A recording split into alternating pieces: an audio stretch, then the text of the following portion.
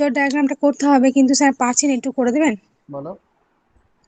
FCO2 minus, FC O2 minus. F C O two minus, এটা? হ্যাঁ sir. আচ্ছা, তবে দেখো এখানে তোমার কার্বন হচ্ছে সেন্ট্রাল এলিমেন্ট, তাই তো? আচ্ছা, এবার তুমি কি হ্যাঁ করবে? স্যার। ফ্লোরিন, অক্সিজেন, অক্সিজেন, এটা FCO2। আচ্ছা, এবার তোমাকে দেখতে হবে অক্সিজেনে কটা করে ইলেকট্রন আছে। আমরা টোটাল ইলেকট্রনটাকে কাউন্ট করে নিই। আমরা টোটাল ইলেকট্রনটা হচ্ছে কটা? Total valence electron is equal to fluorine কটা? ফ্লোরিন 7টা। 7টা। কার্বন? 4টে। আচ্ছা, দুটো অক্সিজেন? 12টা। 6টা করে 12টা, আর একটা নেগেটিভ চার্জ। তাহলে কত হলো? এটা হচ্ছে 12 করে 24। 24। টোটাল আমার 24 ইলেকট্রন বসবে। এবার আমরা এখানে যদি ইলেকট্রন বসাই, তাহলে আমরা দেখো কার্বন 4টে, একটা, দুটো, তিনটে, চারটে, ঠিক আছে, এভাবে বসবে। আচ্ছা, এইখানে অক্সিজেনের 6টা বসবে। তাহলে একটা, দুটো, তিনটে, চারটে, ছয়, পাঁচ, ছয়, এটা বসলো 6টা, ঠিক আছে। আচ্ছা, এখানেও তাই। এক, দুই, তিন, চার, পাঁচ, ছয়, 6টা হয়ে গেল। এখানে কটা বসবে? 7টা। হলো 7টা। এবার দেখো, তাহলে এবার তোমাকে সার্কেল করতে হবে। দেখো, ফ্লোরাইডের 7টা আছে, তাহলে কটা দরকার আর? দেখো, একটা। একটা দরকার। তাহলে ও এখানে এইটা কম্বাইন করলো। আচ্ছা, এই এই অক্সিজেন, একটা অক্সিজেন তার 6টা আছে, কটা দরকার? দুটো। তাহলে দুটো, এর সঙ্গে এই একটা হলো, আর এই একটা হলো। হলো, তাহলে 8টা হয়ে গেল। আচ্ছা, এই অক্সিজেনের কটা আছে? 6টা আছে, এর কটা দরকার? দুটো। দুটো দরকার। তাহলে কি করে করবে? তাহলে দেখো, যদি এর দুটো, এবার তোমার ইলেকট্রন কোথায় বসাবো? ধরো একটা তো সিগমা বন্ড তো হবেই, এটা। এবার দেখো কার্বনের কি অবস্থা হয়েছে, কটা ইলেকট্রন হয়েছে কার্বনের? 8টা। এবার 8টা হয়ে গেছে। কার্বনের তো অক্টেট হয়ে গিয়েছে। এবার কার্বন তো সেকেন্ড পিরিয়ড এলিমেন্ট, তাহলে এর 8টার বেশি ইলেকট্রন যা রাখার ক্ষমতা নেই। তাহলে ম্যাক্সিমাম 8টা রাখতে পারে, তো 8টা হয়ে গিয়েছে, তাহলে কার্বন আর কারোর সঙ্গে বন্ড করবে না। এবার অক্সিজেনের দেখো, এই অক্সিজেনটার 8টা কি হয়েছে?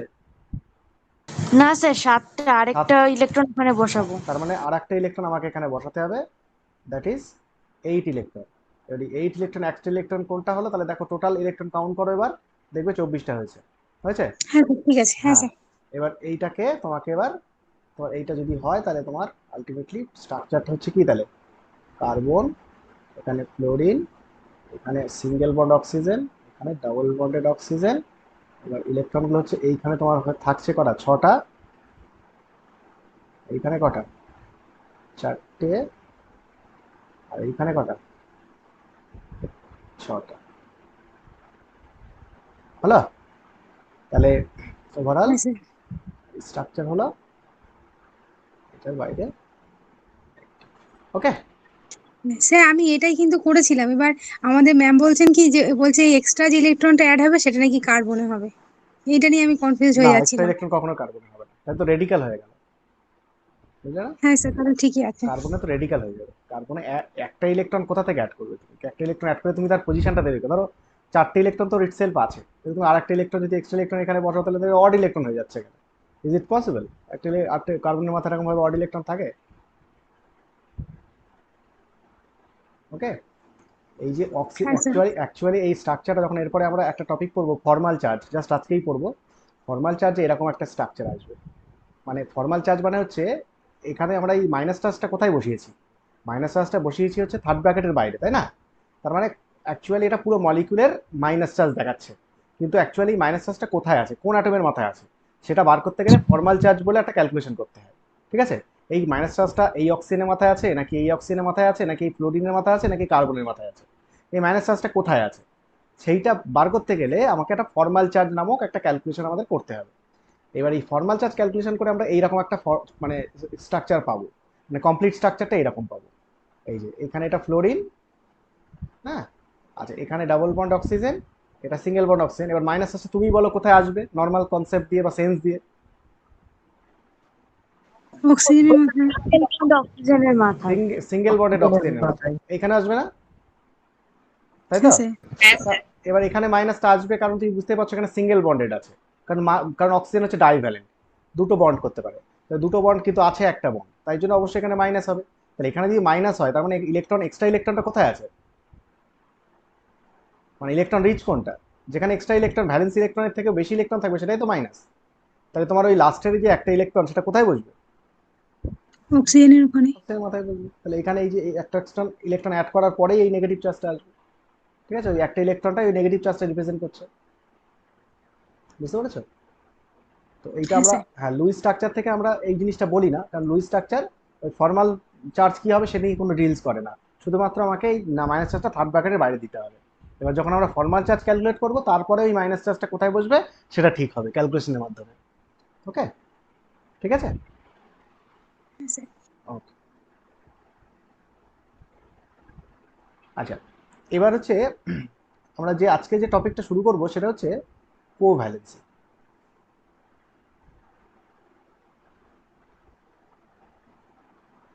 ঠিক আছে, এর বাংলা মানে কি? সমযোজ্যতা। ঠিক আছে, কোভ্যালেন্সি বা সমযোজ্যতা, এটাকে হেডিং দাও। আচ্ছা, কোভ্যালেন্সি যদি জিজ্ঞেস করা হয়, এটা খুব ছোটবেলা থেকে তোমরা ছোটবেলা মানে এইচএস থেকেই এটা পড়ছো যে সমযোজ্যতা, এখন মাধ্যমিকেও আছে। তো সমযোজ্যতা যদি কাকে বলে বা কোভ্যালেন্সি কাকে বলে যদি জিজ্ঞেস করে, তাহলে আমরা কি বলি?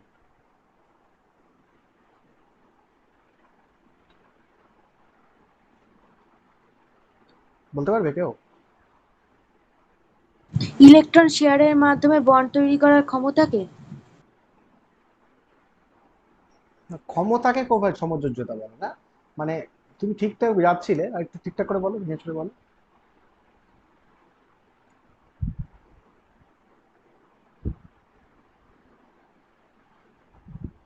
কোভ্যালেন্সিটা হচ্ছে সংখ্যা একটা, ক্ষমতা না। তাহলে কি হবে কোভ্যালেন্সি মানে? কার্বনের কোভ্যালেন্সি কত? 4। 4। আচ্ছা, অক্সিজেনের কোভ্যালেন্সি কত? অক্সিজেন 2। 2। 2। তাহলে এই যে 4 2 এগুলো বলছো, যে এদের সমযোজ্যতা 4 2, এটা কেন, কি দেখে বলছো? ওই যে কটা ইলেকট্রন শেয়ার করে মানে বন্ড করতে পারবে সেটা দেখে। মানে ম্যাক্সিমাম যে বন্ড করতে পারে কোনো একটা লিঙ্কিং অ্যাটমসের সঙ্গে, চারিদিকে যে লিঙ্কিং অ্যাটমস গুলো থাকছে তাদের সঙ্গে সে কটা বন্ড করতে পারছে, সেই সংখ্যাটাই হচ্ছে তার কোভ্যালেন্সি। কার্বন কটা বন্ড করতে পারে তার অন্যান্য অ্যাটমের সঙ্গে? 4টে বন্ড করতে পারে। 4টে।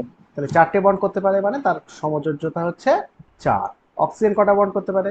2টো, তাহলে সমযোজ্যতা হচ্ছে 2। ঠিক আছে, এই রকম ব্যাপার। তাহলে এই যে তার মানে অ্যাকচুয়ালি সমযোজ্যতা বা কোভ্যালেন্সি মানে হচ্ছে কোনো একটা এলিমেন্ট কোনো কোভ্যালেন্ট কম্পাউন্ডের মধ্যে যখন থাকবে তখন সেই এলিমেন্টটা তার মানে কটা সারাউন্ডিং অ্যাটমসের সঙ্গে বন্ড তৈরি, মানে কটা বন্ড তৈরি করছে সারাউন্ডিং অ্যাটমসের সঙ্গে, তাহলে সেটাই হচ্ছে তার কোভ্যালেন্সি বা সমযোজ্যতা। বা আর একটা জিনিস বলা যায় যে কটা বন্ড করছে যেমন সত্যি, তেমনি উল্টোভাবে আর একটা ভাবে বলা যায় অল্টারনেটিভলি, সেটা হচ্ছে কটা ইলেকট্রন শেয়ার করছে, সেটাই কোভ্যালেন্সি না? দেখো একটা বন্ডে তো একটা ইলেকট্রনই শেয়ার করে একটা সেন্ট্রাল অ্যাটম, তাই না? তাহলে একটা অ্যাটম আর একটা অ্যাটমকে কটা ইলেকট্রন শেয়ার করছে, দ্যাট ইজ কোভ্যালেন্সি। তার মানে একটা ইলেকট্রন শেয়ার করা মানে একটা বন্ড তৈরি করবে, তাই না? ধরো, হ্যাঁ স্যার। হ্যাঁ, CH4 এ কার্বন 4টে ইলেকট্রন শেয়ার করে, তাই না? তাহলে 4টে ইলেকট্রন শেয়ার করে মানে কার্বনের কোভ্যালেন্সি 4। বা আরেকটা ভাবে কি বলতে পারি, কার্বন 4টে বন্ড করে, তাহলে কোভ্যালেন্সি 4। তাহলে 4টে বন্ড করে অথবা 4টে ইলেকট্রন শেয়ার করে, এইভাবে আমরা ব্যাপারটাকে ডিফাইন করতে পারি। তাহলে কোভ্যালেন্সি হচ্ছে সেইটা। তাহলে আমরা কোভ্যালেন্সি যদি বেসিক ডেফিনেশনটা জানতে চাই, তাহলে হোয়াট ইজ কোভ্যালেন্সি? তাহলে কোভ্যালেন্সি হচ্ছে যে covalency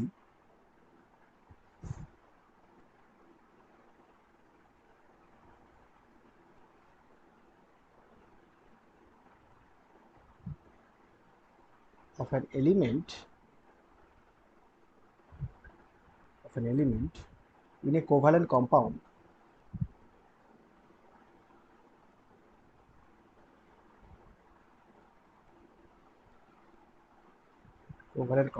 is equal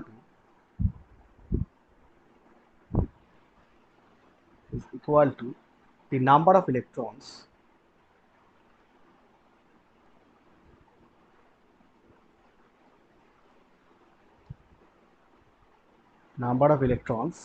contributed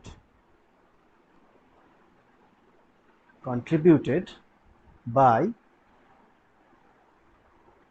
one atom of it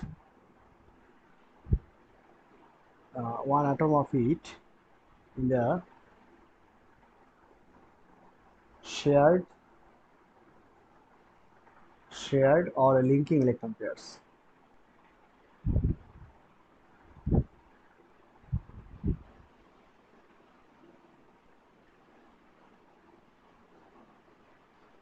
Linking electron pairs. Okay. হ্যাঁ স্যার। Okay. এবার প্যারা চেঞ্জ করে তোমরা লেখো, জাস্ট এখানে লেখো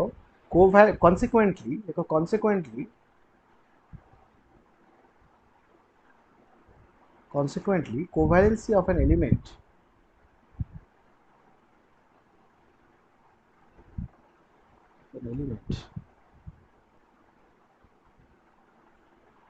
in a covalent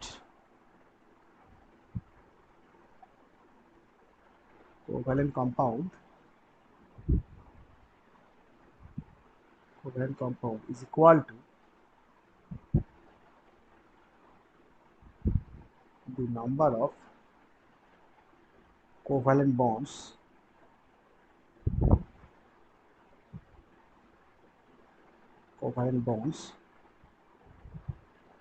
formed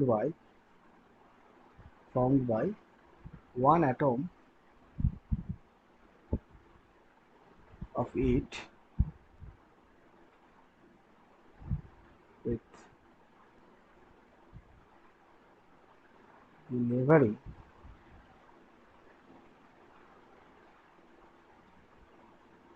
atoms. ঠিক আছে,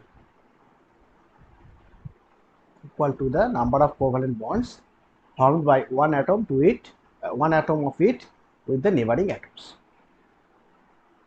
ঠিক আছে। আচ্ছা, এবার যদি বলা হয় কোভ্যালেন্সি অফ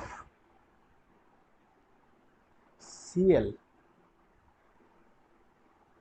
in Cl2 কত হবে? ক্লোরিনের তো একটা। Cl2 তে মানে Cl এরকম লিঙ্কেজ, তাই তো? Cl2 মানে এটা, তাহলে এই Cl এর কোভ্যালেন্সি কত? 1। তাহলে কোন মলিকিউলে রয়েছে সেটা ইম্পর্টেন্ট। আচ্ছা, hydrogen in H2 or H2O কত হবে? 1। আচ্ছা, অক্সিজেন ইন O2 H2O কত হবে? 2। 2, কারণ অক্সিজেন মানে O ডবল বন্ড O বা H2O যদি হয় এটা, তাহলে যেখানেই দেখো না কেন অক্সিজেন দুটো বন্ড করেছে বা দুটো ইলেকট্রন শেয়ার করেছে। Nitrogen in N2 3। 3, কারণ আমরা জানি কি নাইট্রোজেন এবং ট্রিপল বন্ড করে, তাই তো? আচ্ছা, তারপর হচ্ছে কার্বন ইন CH4 4। তাহলে এইগুলো হচ্ছে কয়েকটা এক্সাম্পল যেখানে আমরা কোভ্যালেন্সি জিনিসটা নিয়ে আলোচনা করলাম। ঠিক আছে। আচ্ছা, তাহলে এই যে কটা এক্সাম্পল আমরা লিখলাম সেখানে প্রত্যেকটা এলিমেন্টের কোভ্যালেন্সি কত রকমের?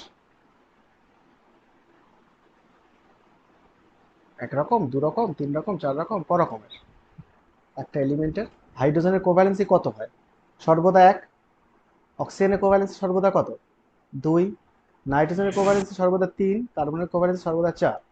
আচ্ছা, তাহলে এই কোভ্যালেন্সি গুলো কি ফিক্সড, মানে হাইড্রোজেন সর্বদা 1, অক্সিজেন সর্বদা 2, নাইট্রোজেন সর্বদা 3, কার্বন সর্বদা 4, ক্লোরিন সর্বদা 1, এটা কি ফিক্সড নাকি ভ্যারিয়েবল, অন্যান্য এলিমেন্টে অন্যরকম, এরকম কিছু? অন্য ভ্যারিয়েবল। আচ্ছা, বলছে ভ্যারিয়েবল। আর কারোর মনে হচ্ছে ভ্যারিয়েবল নয়?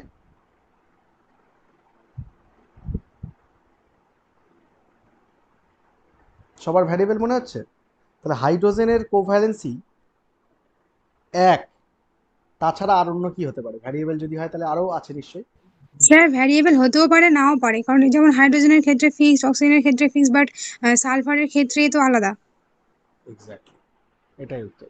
তার মানে হচ্ছে যে কোভ্যালেন্সি কিছু কিছু এলিমেন্টের ক্ষেত্রে ফিক্সড, একটাই কোভ্যালেন্সি, আবার কিছু কিছু এলিমেন্টের ক্ষেত্রে কোভ্যালেন্সি ভ্যারিয়েবল। এবার প্রশ্ন হচ্ছে কাদের ভ্যারিয়েবল আর কাদের ক্ষেত্রে ভ্যারিয়েবল নয়। উত্তর হচ্ছে যাদের ক্ষেত্রে তুমি দেখবে যে যে এলিমেন্টগুলো ভ্যাকেন্ট ডি অরবিটাল ক্যারি করে, যেমন 3D, মানে third period, fourth period, fifth period, six period, এই যে এলিমেন্টগুলো আছে তাদের দেখবে সবারই ভ্যাকেন্ট ডি অরবিটাল আছে। আর ভ্যাকেন্ট ডি অরবিটাল যদি থাকে তাহলে তারা একাধিক কোভ্যালেন্সি দেখায়, একরকম কোভ্যালেন্সি দেখায় না, একাধিক দেখায়। কিন্তু যাদের ভ্যাকেন্ট ডি অরবিটাল নেই, মানে দেখো সেকেন্ড পিরিয়ড এলিমেন্ট, হ্যাঁ, বা ফার্স্ট পিরিয়ড এলিমেন্ট, তাহলে এরা কি হচ্ছে, এদের যেহেতু ভ্যাকেন্ট ডি অরবিটাল নেই, তাহলে এরা কোভ্যালেন্সিটাকে এক্সপ্যান্ড করতে পারে না, বাড়াতে পারে না, একটাই কোভ্যালেন্সি দেখাতে পারে, সেটা হচ্ছে তাদের ভ্যালেন্স ইলেকট্রন যে কটা সেই কটা। তাহলে এই যে হচ্ছে, তবে second period element, first period element বাদ দিয়ে বাকি এলিমেন্ট যারা আছে তাদের ক্ষেত্রে ভ্যারিয়েবল কোভ্যালেন্সি দেখা যায়, মানে একের থেকে বেশি। যেমন ধরো সালফার, ও যেটা বললো, সালফারে কত রকম ভ্যালেন্সি দেখা যায়। দেখো আমরা সেই পিরিয়ডিক পিরিয়ডিক টেবিলে বা পিরিয়ডিক প্রপার্টিজ যখন পড়ছিলাম, একটা কোশ্চেন পড়েছিলাম মনে আছে, যে ওই SF4, SF5, SF6 electron affinity পড়ার সময়। হ্যাঁ স্যার, মনে আছে। হ্যাঁ, তাহলে সেই SF4, SF5, SF6 যখন পড়েছিলাম, সেখানে সালফারের কত কত কোভ্যালেন্সি হচ্ছিল? 3, 4, 5, এই সরি, 4, 5, 6, তাই তো? SF4, SF5, SF6।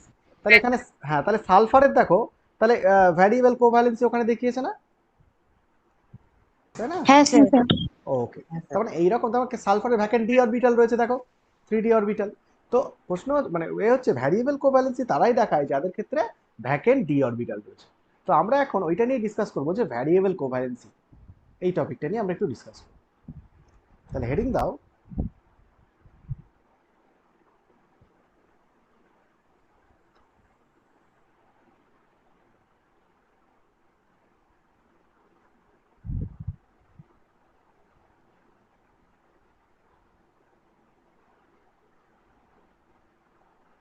Variable covalency. ওকে, ঠিক আছে। তাহলে আমরা কি বলতে পারি? Element, the elements containing vacant d orbitals, যেমন sulphur, phosphorus, chlorine etcetera, show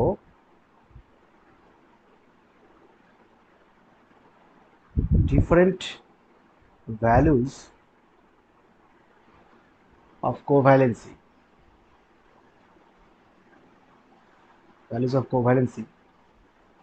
in different covalent compounds.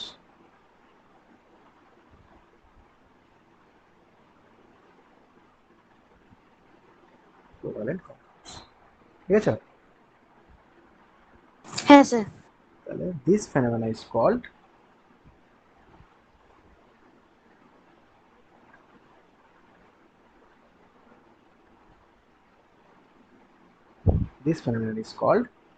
variable covalency. ওকে, এবার ভ্যারিয়েবল কোভ্যালেন্সি কারা দেখায় বললাম, তাই 3D মানে ডি অরবিটাল ভ্যাকেন্ট আছে, তো যেমন সালফার, ফসফরাস, ক্লোরিন, এইগুলোর ক্ষেত্রে হয়। তো আমরা এবার একটা একটা করে চেক করে দেখি। প্রথমে আমরা যেটা চেক করব সেটা হচ্ছে যে ভ্যারিয়েবল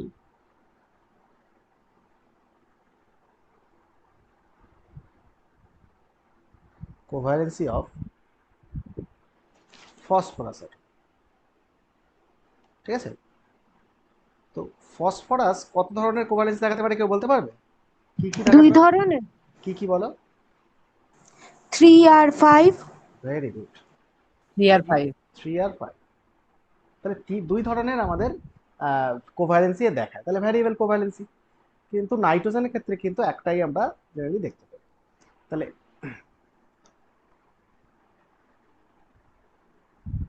আচ্ছা, তাহলে ফসফরাসের ক্ষেত্রে এবার যদি বলা হয় যে ফসফরাসের মানে ভ্যাকেন্ট ডি অরবিটাল আছে না নেই, তাহলে কি বলবো? আছে। তাহলে আছে। আছে। তাহলে ভ্যাকেন্ট ডি অরবিটাল থাকছে বলে বলছে ভ্যারিয়েবল কোভ্যালেন্সি দেখা। এবার প্রশ্ন হলো যে ভ্যাকেন্ট ডি অরবিটাল থাকলে কিভাবে তারা এই দু রকমের কোভ্যালেন্সি দেখাচ্ছে? তার মানে ভ্যারিয়েবল কোভ্যালেন্সি দেখানোর ক্ষেত্রে ভ্যাকেন্ট ডি অরবিটালের রোলটা অ্যাকচুয়ালি কি, তাহলে সেটা আমাকে বুঝতে হবে। তাহলে আমরা দেখি যে দেখো ফসফরাস, তার ফসফরাসের যদি আমরা গ্রাউন্ড স্টেট কনফিগারেশন দেখি, তো গ্রাউন্ড স্টেট কনফিগারেশন কি? 3s2 নিয়ন 3s2 3p3। হ্যাঁ, আর 3d0, এইটা। তাহলে এটা হচ্ছে ground state configuration. Ground state configuration, আচ্ছা গ্রাউন্ড স্টেট কনফিগারেশন তাহলে কি হচ্ছে? তাহলে এইটা যদি হয় তাহলে তার বক্স ডায়াগ্রাম কেমন হবে? 3s 3p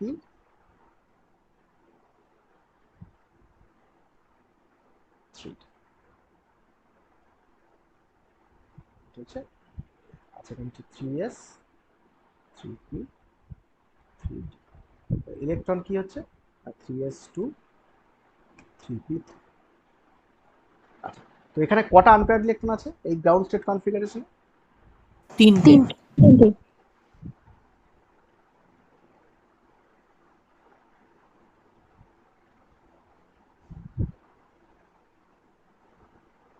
three. তাহলে তিনটে যদি নাম্বার অফ আনপেয়ার্ড ইলেকট্রন হয়, তারপরে তিনটে আনপেয়ার্ড ইলেকট্রন ওরা পেয়ার্ড আপ হতে চায়, তাই তো? তাহলে তিনটে আনপেয়ার্ড ইলেকট্রন যদি পেয়ার্ড আপ হতে চায় তাহলে তিনটে বন্ড করতে পারবে ম্যাক্সিমাম, তাই না? তাহলে এই হ্যাঁ স্যার। গ্রাউন্ড স্টেটে তিনটে যদি বন্ড করতে পারে বা তিনটে ইলেকট্রন এই আনপেয়ার্ড ইলেকট্রন শেয়ার করতে পারে, তাহলে তার কোভ্যালেন্সি কত হবে? That is 3। কোভ্যালেন্সি হচ্ছে 3। আচ্ছা নেক্সট হচ্ছে যে এর যদি ফার্স্ট এক্সাইড স্টেটে নিয়ে যায় তাহলে কত হবে? 3s2 5 হবে কোভ্যালেন্সি। 3s, 5টা আনপেয়ার্ড ইলেকট্রন থাকবে। তাহলে s ইলেকট্রনটা চলে যাবে, তাহলে 3s1 3p3 3d1, এটা হবে না? তাহলে এটা হচ্ছে এক্সাইটেড স্টেট। তাহলে এক্সাইটেড স্টেটে আমাদের বক্স ডায়াগ্রাম কি হবে?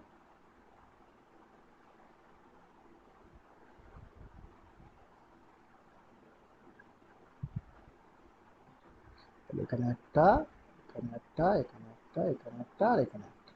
তাহলে এখানে এই যে পুরোটা তুমি দেখতে পাচ্ছ, এখানে নাম্বার অফ আনপেয়ার্ড ইলেকট্রনস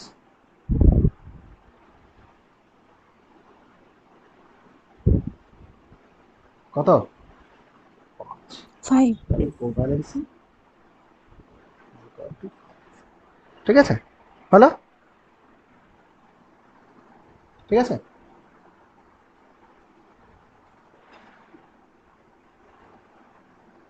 এরপরে হচ্ছে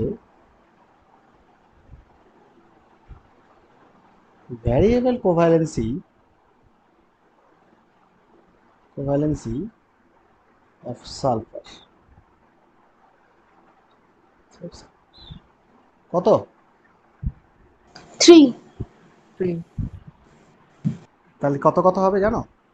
2 4 6, ঠিক আছে? তাহলে 2 4 6 এইটা হচ্ছে তাদের স্টেবল তিনটে কোভ্যালেন্সি।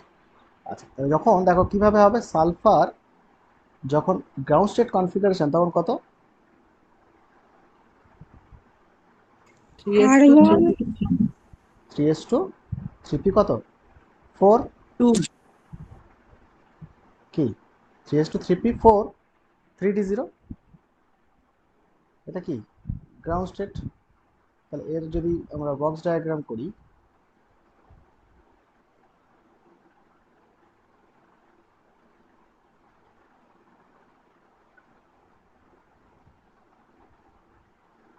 তাহলে কত হচ্ছে 1 2 3 4 5 6। তাহলে নাম্বার অফ আনপেয়ার্ড ইলেকট্রন যদি বলি এখান থেকে কলম করি তাহলে কত হচ্ছে 2 দুটো।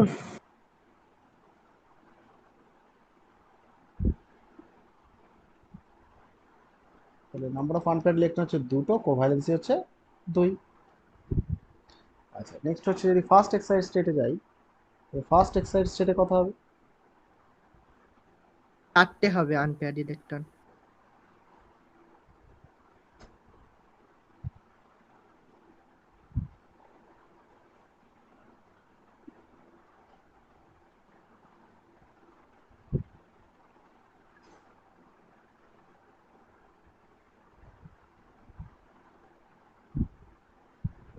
এইটা হবে। নাম্বার অফ আনপেয়ার্ড ইলেকট্রন কটা 4টে, 4টে। 4। আচ্ছা এস যখন সেকেন্ড এস তাহলে কত হবে, আবার একটা ইলেকট্রন জাম্প হবে।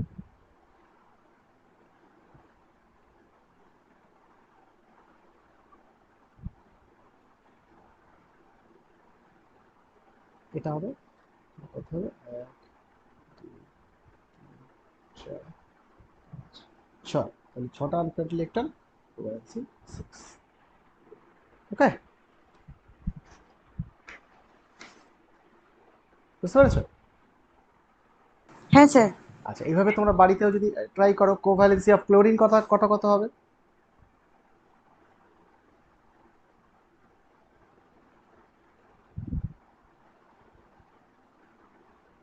ক্লোরিন কত হবে বলতে পারবে? ক্লোরিনের ভ্যালেন্স ইলেকট্রন কটা 7টা। 7টা। 7টা। 7টা যে প্রথম 7টাতে কটা কটা আনপেয়ার্ড ইলেকট্রন থাকে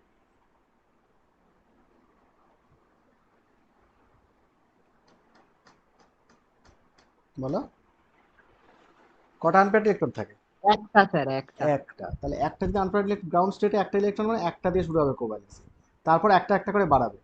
তাহলে একের পর কত, মানে অল্টারনেটিভ যদি দেওয়া হয় বিজোড় সংখ্যাগুলো 3, তারপর 3 5, 1 5 হবে তারপরে তারপর লাস্ট পর্যন্ত 7 পর্যন্ত হবে, কারণ 7টা ওর ইলেকট্রন। 7।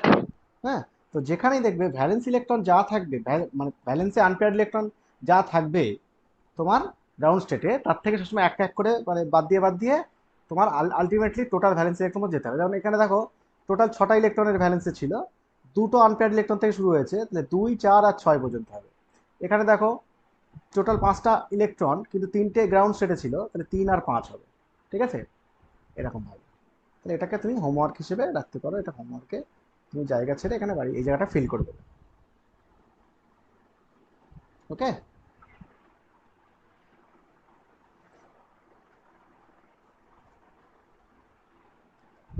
ঠিক আছে। হ্যাঁ স্যার। আচ্ছা এরপরে আমরা যেটা দেখবো সেটা হচ্ছে যে আমরা দেখলাম যে প্রত্যেকটা এলিমেন্ট তাদের শেষ কক্ষে সর্ববহিস্থ কক্ষ বা ভ্যালেন্স শেলে 8টা ইলেকট্রন রাখতে চায়, এটা লুইস কনসেপ্ট, তাই তো? কিন্তু আবার এর সঙ্গেও আমরা জানি যে সমস্ত এলিমেন্ট সমস্ত কম্পাউন্ড তারা কিন্তু 8টা ইলেকট্রন সবসময় ওবে করে না, মানে অক্টেট যে রুল সে অক্টেট রুলটা ওবে করে না। যেমন আমরা আগের দিনই দেখো ClO4- নিয়ে একটা আলোচনা করছিলাম না, একটা ছবি এঁকেছিলাম ClO4-।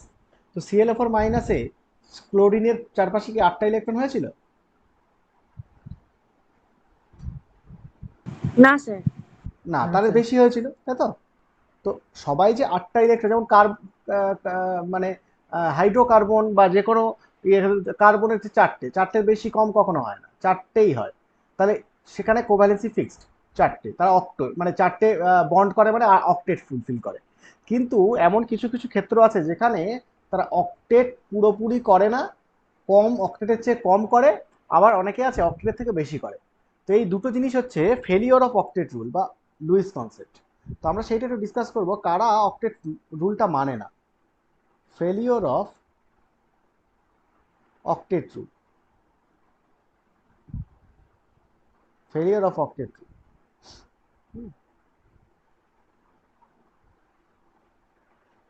দেখো একটা টাইপ হতে পারে 8টার কম, আর একটা টাইপ হতে পারে 8টার বেশি।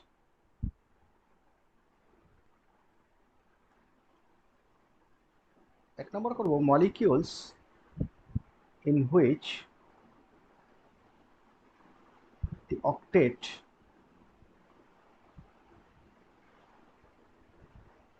remain incomplete. Remain incomplete.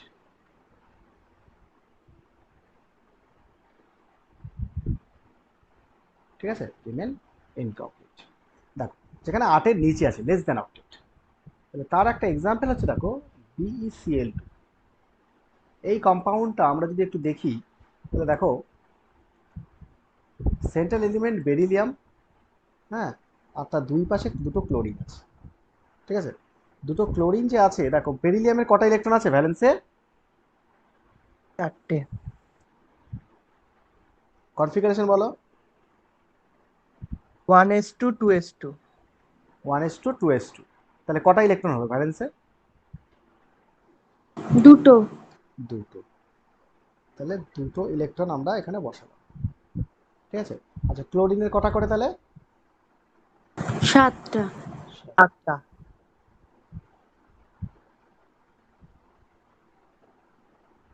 এইটা আর এইটা, তাহলে 7টা। তাহলে ক্লোরিনগুলোর কি দরকার? একটা করে ইলেকট্রন দরকার। তাহলে ও কি করবে? এখানে কম্বাইন করলেই হবে। আচ্ছা এই ক্লোরিনটাও একইভাবে এটা। আচ্ছা আর বেরিলিয়াম কি করবে? তার এইটার সঙ্গে এইভাবে কম্বাইন। আচ্ছা এতে করে যে কম্পাউন্ডটা তৈরি হলো, ছবিটা তৈরি হলো, সেটা কিরকম হলো? বেরিলিয়াম, দুই দিকে দুটো ক্লোরিন, আর ক্লোরিনগুলোতে 3টে করে নন বন্ডেড ইলেকট্রন। আচ্ছা তাহলে এতে করে যে ছবিটা হলো তাতে এই যে বেরিলিয়ামের চারিদিকে কটা ইলেকট্রন হয়েছে? লেস দ্যান 8 তো, 8টে। তাই তো? তাহলে 4 ইলেকট্রন হয়েছে। তাহলে যেটা লেস দ্যান 8, তাহলে এই যে লেস দ্যান 8 যদি হয় তাহলে কি অক্টেট রুল ফুলফিল করেছে? করে। না স্যার। তাহলে এটাকে আমরা কি বলবো? ইনকমপ্লিট অক্টেট, তাই না? আচ্ছা তাহলে এটা হচ্ছে ফেলিওর অফ অক্টেট রুল। আচ্ছা এরপরে আরো একটা যদি ধরো, আমরা আর একটা সবচেয়ে ওয়েল নোন একটা কম্পাউন্ড কি জানি বলো? BF3। Very good, BF3। এটা আমরা বহুবার চর্চা করেছি। তো BF3তেও তুমি যদি দেখো তাহলে বোরনের মাথায় কি আছে? 3টে ইলেকট্রন আছে। এবার 3টে যদি ফ্লোরিন দিই,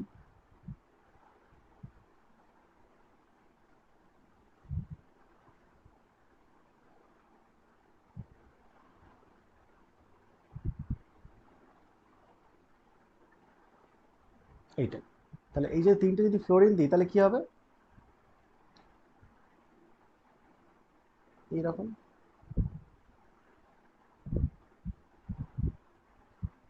এইটা। আচ্ছা এটা যদি হয়, এই, তাহলে এটা যদি হয় তাহলে কি হবে? বোরন। 6টা ইলেকট্রন হবে, অক্টেট ফুলফিল করেনি। তাহলে ফ্লোরিন গুলো করেছে তো।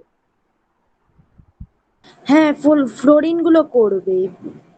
ফ্লোরিন গুলো অক্টেট ফুলফিল হয়েছে কিন্তু বোরনের ফুলফিল হয়নি।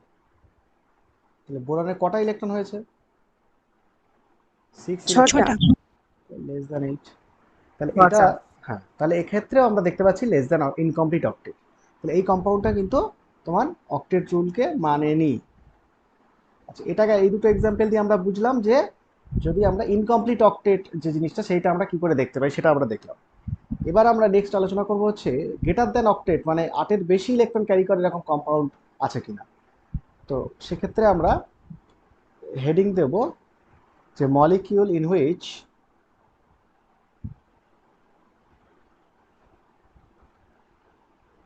in which octet is expanded.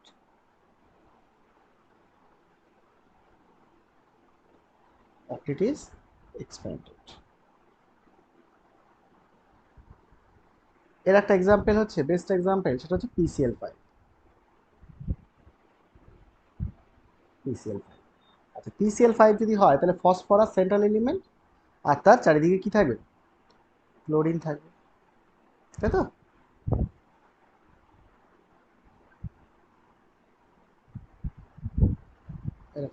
তাহলে ফসফরাসের কটা ইলেকট্রন? 5টা। 5টা। আটটা। তাহলে এই 5টা হয়ে গেল। এবার এই 5টা যেই হয়ে গেল, এবার ক্লোরিনের কটা ইলেকট্রন? 7টা করে।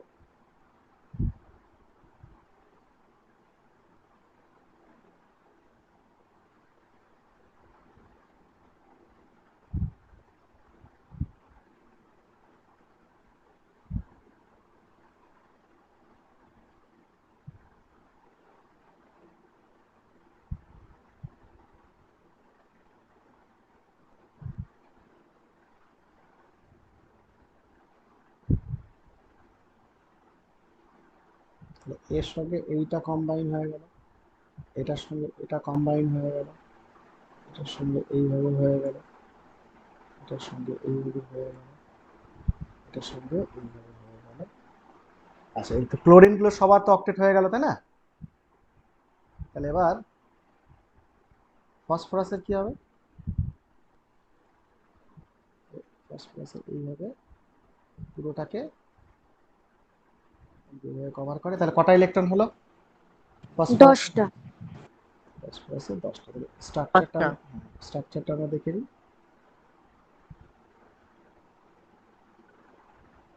PCl,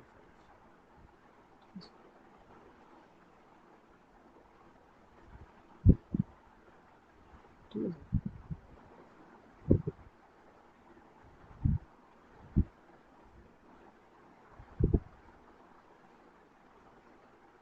কারণ ফসফরাসের আমরা 5 কোভ্যালেন্সি দেখেছি।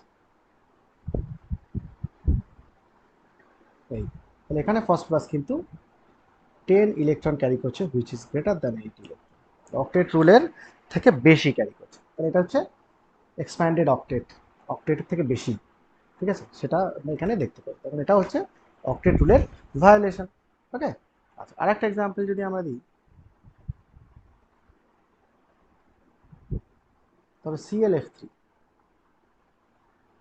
তাহলে ClF3 কি হবে? Cl F F F। Cl এ কটা ইলেকট্রন? 7টা। সাতটা। তাই তো, 7টা ইলেকট্রন। তাহলে 1 2 3 4 5 6 7, এইভাবে দেখাই। 7টা করে। আচ্ছা, এখানে ফ্লোরিনের কটা?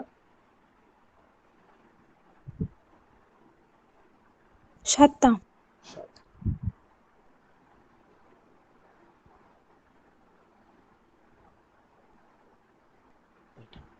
একই রকম ভাবে এটা যদি কম্বাইন করে, ক্লোরিনে একটা করে ইলেকট্রন দরকার, ওরা নিয়ে নিল, শেয়ার করলো। আচ্ছা, ক্লোরিন পুরোটাকে আলটিমেটলি আমরা কি পেলাম? ClF3।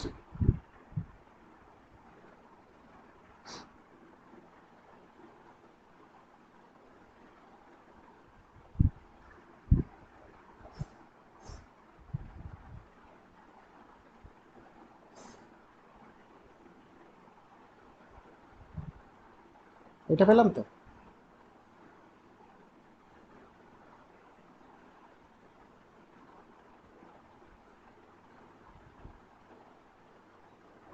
ঠিক আছে। তাহলে এখানে ক্লোরিন কটা ইলেকট্রন ক্যারি করছে টোটাল? 10টা। 10টা। তাহলে এগুলো হচ্ছে কি এক্সপ্যান্ডেড অক্টেট, তাই না? তাই না? আবার এছাড়াও সিমিলারলি আমরা এখানে এগুলো বিচার করতে পারতাম। সিমিলারলি যেমন ধরো SF6, তারপর হচ্ছে IF7, তারপর হচ্ছে OSF8, অসমিন অক্টোক্লোরাইড, OSO4, এরকম সব, ঠিক আছে, মলিকিউলস। এদের ক্ষেত্রে আমরা এরকমভাবে দেখতে পারি যে এরা কিন্তু এক্সপ্যান্ডেড অক্টেট দেখায়। এবার প্রশ্ন হচ্ছে, এবার মানে আরেকটা জিনিস আমাদের নোট দিয়ে লিখতে হবে, সেটা হচ্ছে যে যারা গ্রেটার দ্যান অক্টেট দেখায়, মানে এক্সপ্যান্ডেড অক্টেট দেখায়, তাদেরকে বলা হয় সুপার অক্টেট মলিকিউল। অনেক সময় জিজ্ঞেস করতে বলতে পারে সুপার অক্টেট মলিকিউল কারা, মানে যারা ক্ষেত্রে কি অক্টেট মানে 8টা ইলেকট্রনের বেশি ইলেকট্রন ক্যারি করে, তাদেরকে বলা হয় সুপার অক্টেট মলিকিউল। তাহলে the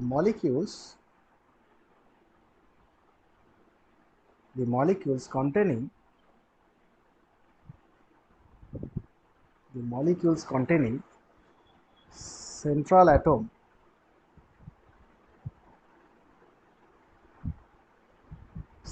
atom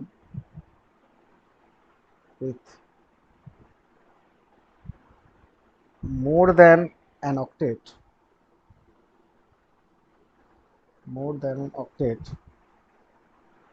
of electrons are called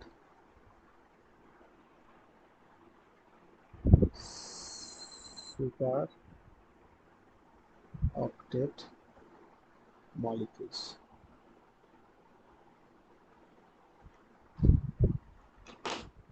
ঠিক আছে?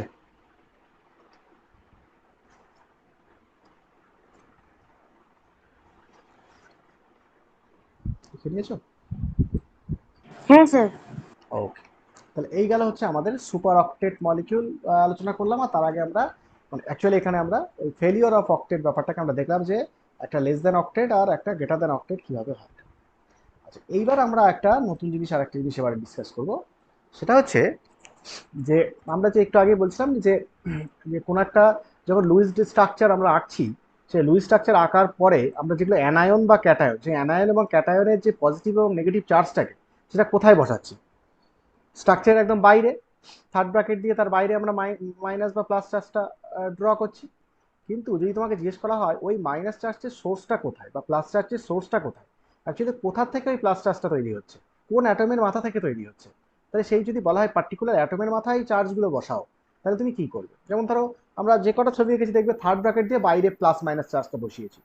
তাহলে আমি যদি জিজ্ঞেস করি প্লাস মাইনাস চার্জটা অ্যাকচুয়ালি কোন অ্যাটমের জন্য আসছে, কোন অ্যাটম থেকে আসছে, কারণ ওই প্লাস মাইনাস চার্জ তো পুরো মলিকিউলের টোটাল নেট চার্জ, কিন্তু ওটা তো ইন্ডিভিজুয়াল প্রত্যেকটা অ্যাটমের চার্জকে যোগ বা যোগ করে তারপর আলটিমেটলি ওই চার্জটা এসছে। তাহলে প্রত্যেকটা অ্যাটমের মাথায় কত চার্জ আছে সেটা যদি জিজ্ঞেস করা হয়, সেই চার্জটাকে বলা হয়, অ্যাটমের মাথায় যে পার্টিকুলারলি চার্জটা থাকে সেই চার্জটাকে বলা হয় কি? Formal charge. ঠিক আছে, বোঝা গেল? তাহলে আমরা এখন ডিসকাস করবো ফর্মাল চার্জ। মানে ব্যাপারটা এরকম, ধরো মনে করো কার্বনেট, হ্যাঁ, তো কার্বনেটের স্ট্রাকচার কি? CO3 2- তো হ্যাঁ স্যার। তাহলে এইটাকে যদি লুইস ডট স্ট্রাকচার আঁকা হতো, হ্যাঁ স্যার। 2- এখানে আঁকতাম এরকম। তাহলে এটা তো এতক্ষণ ধরে আমরা এটা করছিলাম। এবার যদি জিজ্ঞেস করা এই 2- চার্জটা অ্যাকচুয়ালি কোথায় আছে, অ্যাটমের কোন কোন পজিশনে আছে, তাহলে আমরা কি জানি কোথায় কোথায় আসবে? এমনি হিসেব করলে ওই যে single single bond bond oxygen এখানে আছে একটা একটা করে আসবে, তাই না? এখানে একটা আর এখানে একটা, তাই না? তাহলে এই দুটো অ্যাটমের নেগেটিভ চার্জ দুটো যোগ করলেই এই 2- চার্জটা হয়। তাহলে এই যে 2- চার্জটা এই যে দু জায়গায় আছে, এইটা যে বার করা, এই যে মাইনাস চার্জটা, এটাকে বলা হয় ফর্মাল চার্জ।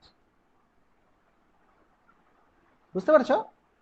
তাহলে ফর্মাল চার্জ বাকিগুলোতে কত আছে? এখানে এই অক্সিজেনের মাথায় কত আছে? এই আরেকটা অক্সিজেনের মাথায়, থার্ড অক্সিজেনের মাথায় নিউট্রাল। শূন্য আছে। এই কার্বনের মাথায় কত আছে? জিরো। 0। তাহলে এদের যাদের চার্জ নেই তাদের ফর্মাল চার্জ 0, আর যাদের চার্জ আছে তাদের সেই চার্জটা হবে। সবগুলো যোগ করলে এই আলটিমেট চার্জটা হয়, যেটা আমরা থার্ড ব্র্যাকেটের বাইরে লিখি। বুঝতে পেরেছো? তার মানে ইন্ডিভিজুয়াল অ্যাটমের মাথায় যে চার্জটা থাকে সেটাকে বলা হয় ফর্মাল চার্জ। তো আমরা এই জিনিসটাকে আমরা এবার ডিসকাস করবো। এটা খুব ইম্পর্টেন্ট, পরীক্ষার সময় একটা করে ফর্মাল চার্জ ক্যালকুলেশন কিন্তু থাকে।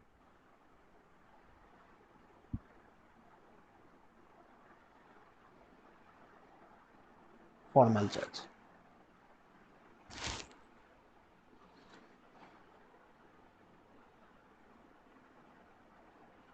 ওকে। তাহলে ফর্মাল চার্জকে যদি ডিফাইন করা হয় তাহলে কি বলবে? বলছে formal charge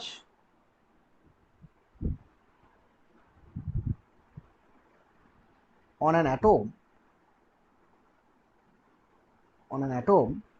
in a molecule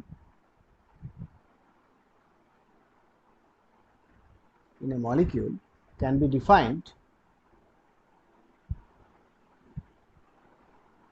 defined as the calculated charge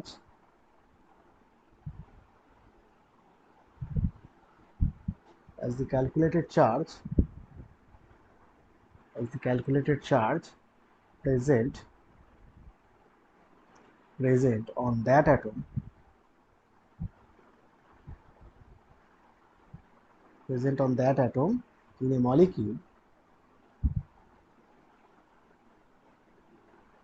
molecule or compound.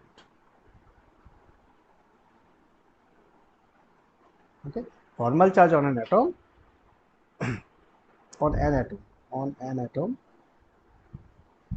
in a molecule can be defined as the calculated charge present on that atom. একটা পার্টিকুলার অ্যাটমের মাথায় কত চার্জ আছে সেটাই হচ্ছে ফর্মাল চার্জ। ওকে,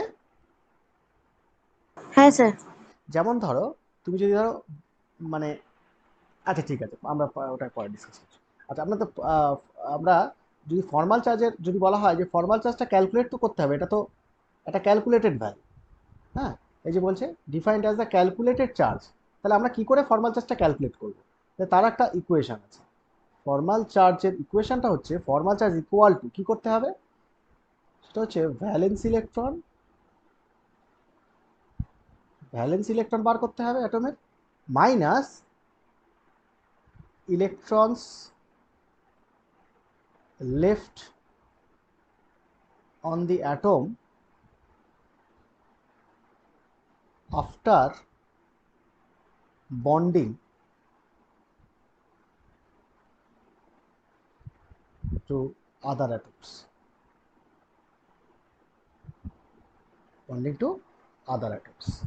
ঠিক আছে, ওকে।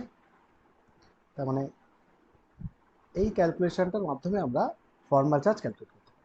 এটা হচ্ছে ইকুয়েশন। তাহলে valence electrons minus electrons left on the atom after bonding to the other atom. ওকে, আচ্ছা ঠিক আছে। এবার আমি এই ব্যাপারটাকে একটু দেখি যে কি করে এই জিনিসটাকে ক্যালকুলেট করে। আমরা একটা সিম্পল এক্সাম্পল নিচ্ছি।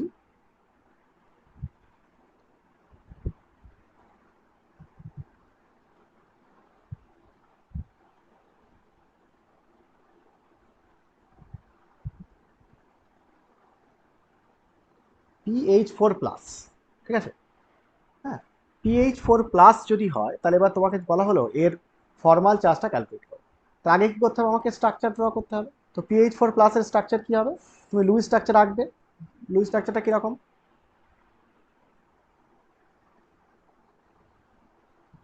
এটা। এবার এই লুইস স্ট্রাকচার রেখে তারপর কি হবে, কটা ফসফরাসের কটা ইলেকট্রন, 5টা। 5টা।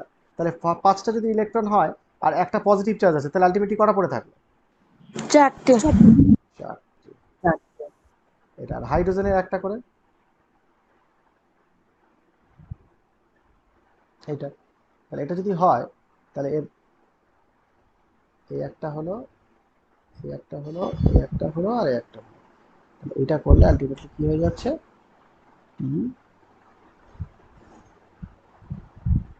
PH4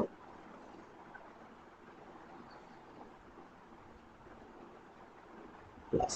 ওকে, PH4 প্লাস। এবার বলা হচ্ছে দেখো এদের প্রত্যেকটা অ্যাটমের মাথায় চার্জ কত আছে। দেখো প্রত্যেকটা অ্যাটমের মাথায় চার্জ কত আছে বলতে এখানে কটা ক্যালকুলেশন করতে হবে, আমার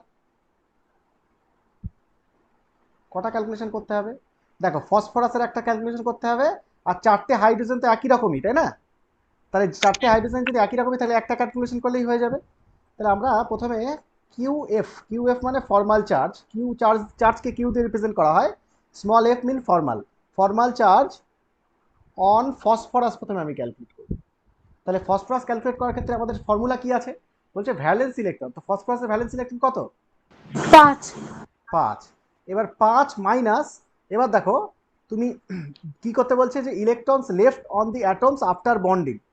তো এখানে কি করতে হয় যে ইলেকট্রনস লেফট বন্ডিং মানে এখানে একটা জিনিস আমরা সংযোগ করে দিই, এটা এই করবে 2 ইন্টু লোন পেয়ার করবে প্লাস বন্ড পেয়ার, এইটা করবে। তার মানে দেখো 2 ইন্টু লোন পেয়ার্স মানে কটা লোন পেয়ার আছে, লোন পেয়ার মানে এক একটা লোন পেয়ার মানে দুটো করে ইলেকট্রন, তাহলে সেটা হয়ে যাবে নাম্বার অফ ইলেকট্রন। আর বন্ড পেয়ারে এক একটা ও যখন শেয়ার করছে তখন ওর সারাউন্ডিংয়ে কটা করে ইলেকট্রন হচ্ছে, মানে কটা এক একটা বন্ড পেয়ার মানে একটা করে ইলেকট্রন, মানে ও তো নিজে একটা ইলেকট্রন দিচ্ছে আর অপরজন আর একটা ইলেকট্রন দিচ্ছে। তার মানে ওকে বাদ দিলে বন্ডে আর একটা কটা ইলেকট্রন থাকে, আর একটা ইলেকট্রন থাকে। তার মানে এক একটা বন্ড পেয়ার মানে ও বাদে আর একটা ইলেকট্রন, ওর নিজেরটা বাদে আর একটা ইলেকট্রন, যেটা হাইড্রোজেন থেকে আসছে। তো এইভাবে ক্যালকুলেটটা করতে হবে। তাহলে দেখো এখানে লোন পেয়ার কটা আছে, নেই। তাহলে কি করবে এখানে 2 ইন্টু শূন্য। 0 এইটা থাকবে, তাই তো? আচ্ছা, মাইনাস কত হবে, বন্ড পেয়ার কটা? 4টে। 4টে। তাহলে অ্যাকচুয়ালি ফর্মাল চার্জ তাহলে কত হবে?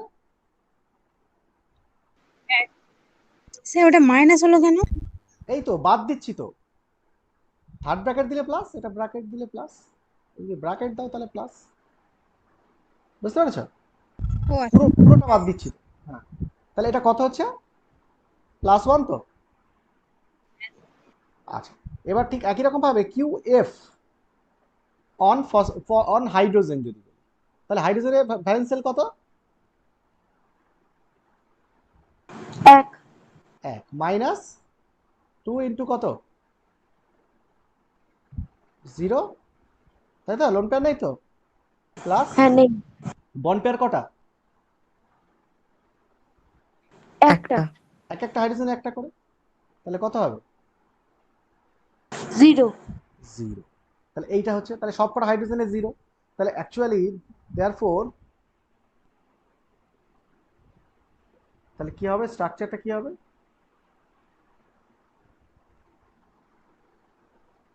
তাহলে পজিটিভ চার্জটা কার মাথায় বসাবো? ফসফরাসে। এই হয়ে গেল ফর্মাল চার্জ ক্যালকুলেশন, বুঝতে পেরেছো? হ্যাঁ স্যার। আচ্ছা, আরেকটা এক্সাম্পল করা যাক।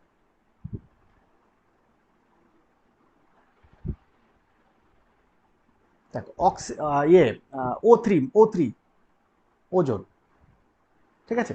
O3 যদি হয়, O3 যদি স্ট্রাকচার করি তাহলে এইরকম স্ট্রাকচার,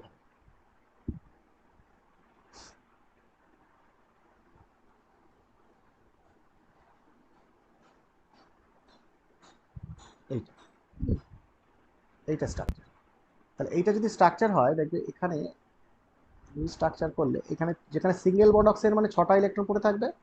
আচ্ছা, এইখানে দেখবে 3টে বন্ড করেছে মানে একটা লোন পেয়ার পড়ে থাকবে, আর এখানে 2টো লোন পেয়ার। এটা হচ্ছে তুমি যদি লুই স্ট্রাকচার করো এরকম হবে, বুঝতে পারছো? তাহলে এটা যদি হয়, তাহলে এখানে দেখো 3টে অক্সিজেন আছে, 3টে অক্সিজেন কি সেম? না স্যার। না আলাদা। স্যার। তাহলে এখানে এটা এ, এটা বি, আর এটাকে সি বলছি, এ বি সি। আচ্ছা, এই লুই স্ট্রাকচারটা আঁকতে পারবে তো তোমরা ওজনের? হ্যাঁ স্যার। হুম, হ্যাঁ স্যার। শিওর? আচ্ছা, তাহলে তাই যদি হয় তাহলে দেখো, মানে এর 3 রকম যদি হয়, তাহলে Q F of A, Q F of O A, সেটা কত হবে তাহলে? ভ্যালেন্স ইলেকট্রন কত? 6। 6 6। 2। মাইনাস 2 ইন্টু কত হবে, 2। 2, ঠিক আছে, প্লাস 2। দুটো বন্ড পেয়ার, তাহলে এই হয়ে গেল। তাহলে কত হলো? 0। 0।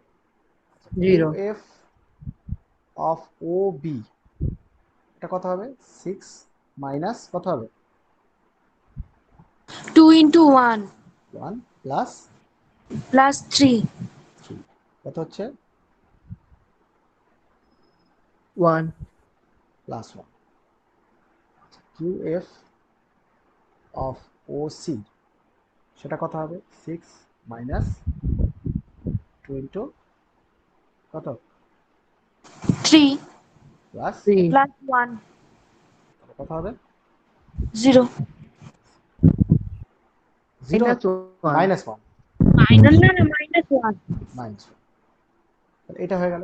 তাহলে এইটা যদি, তাহলে এইটা যদি হয় তাহলে আলটিমেটলি তাহলে কি হচ্ছে স্ট্রাকচারটা? তাহলে স্ট্রাকচার এরকম হবে না?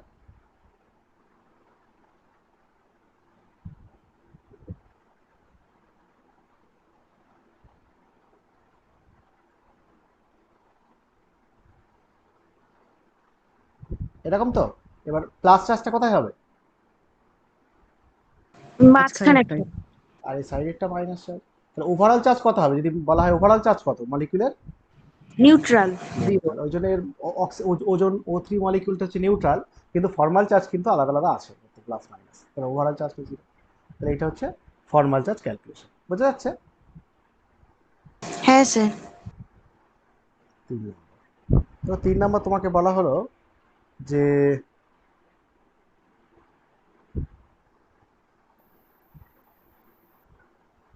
BF3। তাহলে BF3-তে দেখো আমরা দু রকম স্ট্রাকচার ড্র করব। এক নম্বর হচ্ছে, একটা হচ্ছে ব্যাক বন্ডিং ছাড়া, আর একটা হচ্ছে ব্যাক বন্ডিং সমেত, ঠিক আছে? তাহলে এই দুটো স্ট্রাকচার যদি হয়,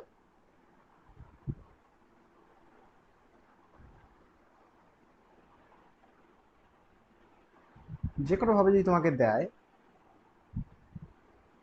তাহলে তুমি প্রথমে দেখো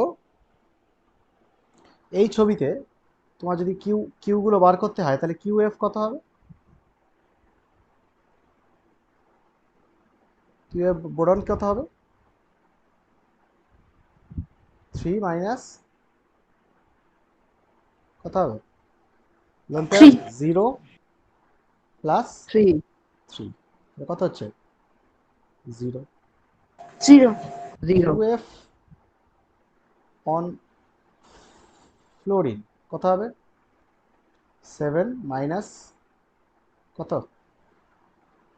2 ইন্টু 3 2 into 6 প্লাস কত হবে? 0, ঠিক আছে? 0। তাহলে এখানে কোনো ফর্মাল চার্জ নেই, কিন্তু যখনই তুমি এইটাকে করবে, মানে এটাকে যদি A বলো আর এই দুটোকে যদি B বলো, তাহলে দেখো QF অন বোরন কত হবে? 3 মাইনাস 0 প্লাস 4 না? চারটে হ্যাঁ বন্ড তো, কত হচ্ছে? -1। -1 আর এখানে QF অন FA তো কত হবে? 7 মাইনাস, আচ্ছা লোন পেয়ারগুলো বসাতে হবে, এখানে তো দুটো লোন পেয়ার পড়ে থাকবে আর এখানে তিনটে লোন পেয়ার পড়ে থাকবে,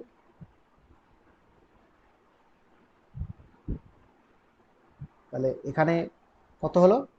7 মাইনাস 2 ইন্টু 2 into 2 প্লাস 2 কত হচ্ছে? প্লাস 1 plus না? 1। আচ্ছা, আর QF অন এফ বি কত হবে? 7 মাইনাস 0।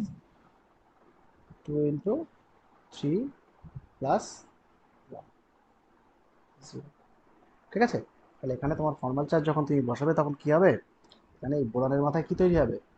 মাইনাস, আর এটা প্লাস না? বুঝতে পারছো? হ্যাঁ স্যার।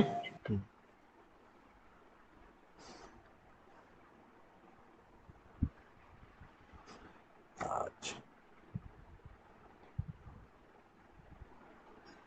তাহলে একটা কোশ্চেন লেখো, calculate the formal charge calculate the formal charge on the constituent atoms, calculate the formal charge on the constituent atoms in BF3, in BF3, in BF3, হয়েছে? কার ক্ষেত্রে বললেন স্যার? BF3, BF3 আচ্ছা। আচ্ছা, এটা তো পারবে, তাহলে এটা করবে। আচ্ছা, এই নেক্সট একটা কোশ্চেন বলছে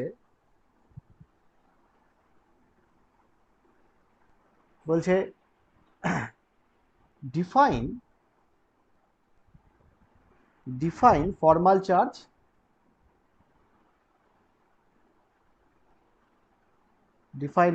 charge, তারপর বলছে draw the Lewis structure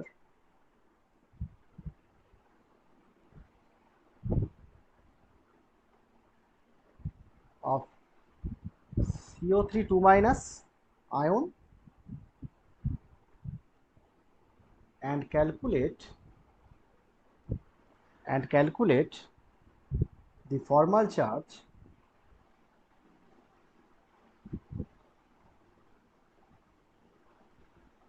charge on each atom.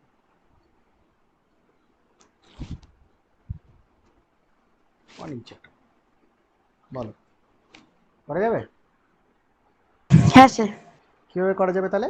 প্রথমে বলছে ডিফাইন ফর্মাল চার্জ, তাহলে ডেফিনিশনটা প্রথমে লিখে নেবে, ঠিক আছে? যেটা আমরা করলাম প্রথমে ডেফিনিশন এবং ইকুয়েশন, তাহলে এই পার্টটা হয়ে যাবে। এবার ড্র দ্য লুইস স্ট্রাকচার, তাহলে লুইস স্ট্রাকচারে যদি করতে হয় CO3 2 মাইনাস, CO3 2 মাইনাসের লুইস স্ট্রাকচার কেমন হবে? দেখো কার্বন, অক্সিজেন, অক্সিজেন, অক্সিজেন, তাহলে এখানে চারটে যদি আমরা এই যে চারটে ইলেকট্রন অফ কার্বনের, আর অক্সিজেনের হচ্ছে কটা? 6টা। 6টা। এখানেও তাই। আচ্ছা টোটাল দুটো মাইনাস আছে, তার মানে অক্সিজেনে আরও করে একটা করে ইলেকট্রন বাড়িয়ে দিতে হবে, 7টা। নিশ্চয়ই এটা তোমরা বুঝতে পারছো। 7টা হয়ে গেল, তাহলে একটা একটা করে বাড়িয়ে দেওয়া হলো, তাহলে এই হয়ে গেল এইটা, এই হয়ে গেল এটা, এই হয়ে গেল এটা, আর এটা হয়ে গেল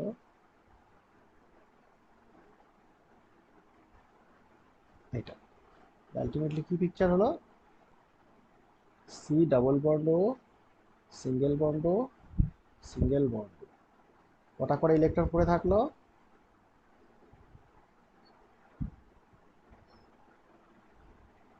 5টা করে পড়ে থাকবে তো, আপনি 6টা করে দেখিয়েছেন। দুটো নেগেটিভ চার্জ আছে না, 5টা করে থাকলে তো অড ইলেকট্রন হয়ে গেল। ও হ্যাঁ হ্যাঁ স্যার। অড ইলেকট্রন যখনই হয়ে গেল তখন এবার আরেকটা করে ইলেকট্রন নিল, নিয়ে এই অ্যানায়নটা যেটা এখানে একটা অ্যাড করলাম, ওখানে একটা অ্যাড করলাম, এটা হয়ে গেল। আচ্ছা এর পুরোটার চার্জ কত বলেছে? তাহলে এইটাই হচ্ছে 2 মাইনাস, কারণ দুটো ইলেকট্রন আমি অ্যাড করেছি। আচ্ছা এইবার বলছে ফর্মাল চার্জ, তাহলে বলো ফর্মাল চার্জ বার করার ক্ষেত্রে তিনটে অক্সিজেন কি একই রকম? না স্যার। স্যার দুটো একই রকম, একটা আলাদা। হ্যাঁ, তাহলে এই দুটো একই রকম সিঙ্গেল বন্ড, তাহলে ও বি বি এটা করে দিলাম। তাহলে এখন আমরা যদি ফর্মাল চার্জ বার করতে চাই, তাহলে QF অন কার্বন ফার্স্ট আমরা করব। তাহলে কার্বনের ক্ষেত্রে কি হবে? ভ্যালেন্স কটা? 4 4টে। মাইনাস কত হবে? 2 ইন্টু 0 প্লাস কত হবে? 4। 4 কত কত হচ্ছে? 0। আচ্ছা similarly QF on oxygen A, সেটা কত হবে? 6 মাইনাস কত হবে? 2 ইন্টু 2 2 প্লাস 2 তাহলে কত হলো? 0। 0। QF অন OB, এটা কি হবে? 6 মাইনাস 2 ইন্টু 3 প্লাস কত হবে? মাইনাস এটা হ্যাঁ বলো, তাহলে -1। -1 আসছে। হ্যাঁ তাহলে -1 যদি হয় তাহলে আমাদের, তাহলে দেখো দুটো অক্সিজেনের একই রকম ক্যালকুলেশন হবে, দুটো মাইনাস চলে আসবে, তাহলে আলটিমেটলি আমাদের স্ট্রাকচারটা কি হবে? সো the structure is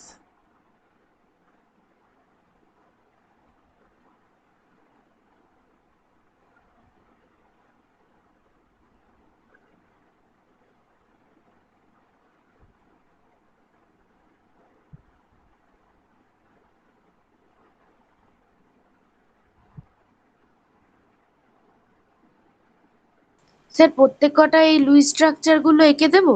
হ্যাঁ দুই স্ট্রাকচার লিখে দেবে, ঠিক আছে?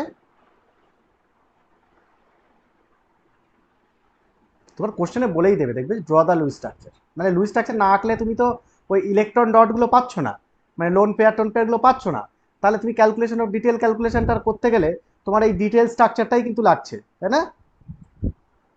তোমার হ্যাঁ স্যার। হ্যাঁ মানে এই ক্যালকুলেশনটা করতে গেলে প্রত্যেকটা অক্সিজেনের মাথায় কটা করে ইলেকট্রন আছে, কার্বনের মাথায় কটা আছে ইলেকট্রন, কটা বন্ড, সব দেখাতে হচ্ছে। আর সেইটা দেখানো মানেই সেটা লুইস স্ট্রাকচার হয়ে গেল। হয়েছে?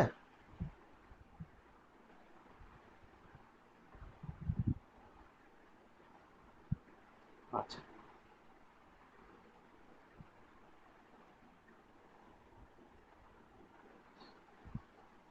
আচ্ছা, একই রকম ভাবে কোশ্চেন লেখা আর একটা, এগুলো সব পেপারের কোশ্চেন, হ্যাঁ, প্রিভিয়াস ইয়ার। তোমরা প্রিভিয়াস ইয়ার যেটা দেওয়া হয়েছে দেখেছো? কোশ্চেনটা দেখেছো? হ্যাঁ।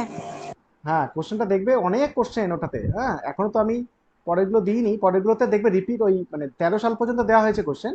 তারপরে যেগুলো কোশ্চেন আছে সব একই রকমই আছে, কয়েকটা কোশ্চেন হয়তো হতে পারে এক্সট্রা কোশ্চেন, সেগুলো আমি পরে দিয়ে দেবো। কারণ ওখানে দেখো প্রায় 80 সাল থেকে কোশ্চেন আছে, 80 সাল থেকে 2013 সাল, তাহলে কত সাল হচ্ছে? 20, আর এদিকে হচ্ছে 13, 33, 33 ইয়ার্স, 33 ইয়ার্স কোশ্চেন, প্রচুর কোশ্চেন। সেখানে এই কোশ্চেনগুলো সলভ করে দেখবে, তারপরে কোশ্চেন সব একই রকমই থাকে আর কি। হ্যাঁ, নতুন কোশ্চেন কিছু নেই। তো ওগুলো কী করবে তোমরা, ওই আয়নিক বন্ডিংটা পড়ানো হয়ে গেল, আয়নিক বন্ডিংয়ের কোশ্চেনগুলোকে ওখান থেকে দেখলে চিনতে পারবে নিশ্চয়ই।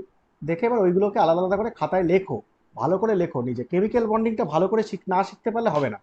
হ্যাঁ, কেমিক্যাল বন্ডিংটা নিজে ভালো করে পড়তে হবে বইগুলো। হ্যাঁ, আর নিজে লিখতে হবে কোশ্চেনগুলো, কারণ ওখানে যত তুমি ভালো লিখতে পারবে তত ভালো নাম্বার। বুঝতে পেরেছো? ওই জন্য ওই হ্যাঁ কোশ্চেনগুলো নিজে একটু লিখতে হবে, লেখো ভালো করে। তারপর দেখা যাবে, আমি দেখিয়ে দেবো, তারপর আমাকে পাঠিয়ে দেবে, আমি চেক করে দেবো। আচ্ছা, দেখো, draw draw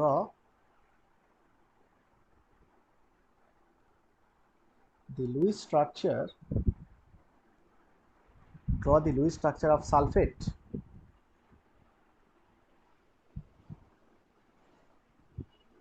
sulfate ion and calculate formal charge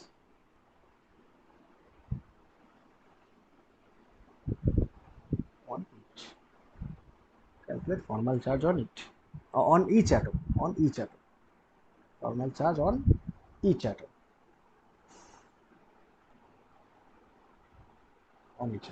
ওকে, ঠিক আছে? হ্যাঁ স্যার। আচ্ছা, তাহলে প্রথমে আমরা কি করব? আগে লুইস স্ট্রাকচারটা এঁকে নিতে হবে। হ্যাঁ, তো লুইস স্ট্রাকচারটা প্রথমে এঁকে নাও।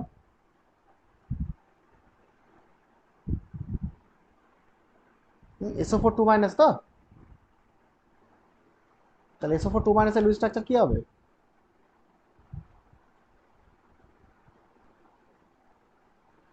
দুটো সিঙ্গেল বন্ডেড অক্সিজেন আর দুটো ডবল বন্ডেড। দুটো সিঙ্গেল বন্ডেড আর দুটো ডাবল বন্ডেড, আমি একেবারে দেখালাম। তাহলে যারা সিঙ্গেল বন্ডেড হয় তাদের ইলেকট্রন পেয়ার কটা থাকবে? 3টে না? 6টা। হ্যাঁ, 3টে পেয়ার। আর যারা ডাবল বন্ডেড তাদের কটা থাকবে? দুটো। দুটো। এটা যদি না বুঝতে পারো তাহলে তোমরা একটু দেখে নেবে,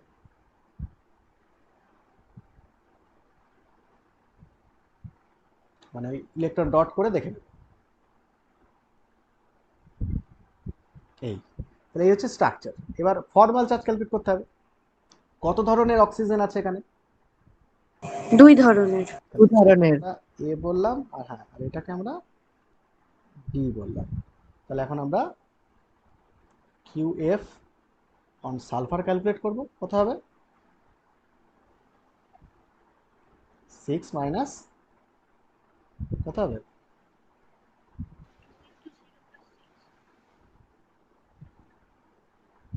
কত হচ্ছে তাহলে? 0।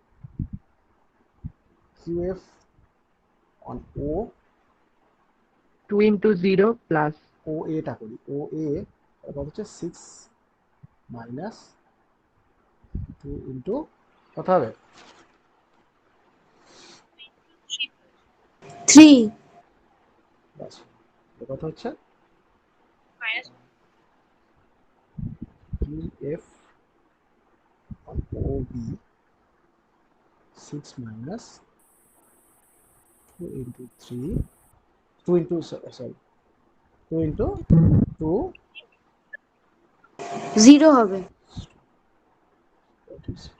তখন অ্যাকচুয়ালি ফর্মাল চার্জটা কোথায় আছে? সিঙ্গেল ওই বন্ডেড অক্সিজেন। সিঙ্গেল বন্ডেড অক্সিজেনের মাথায়। This structure is single bonded oxygen ভিতর।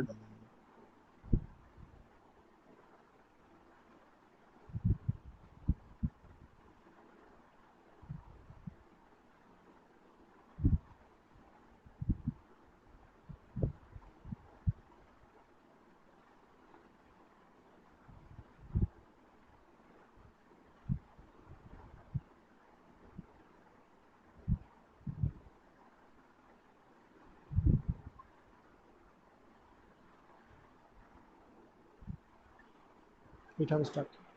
ঠিক আছে,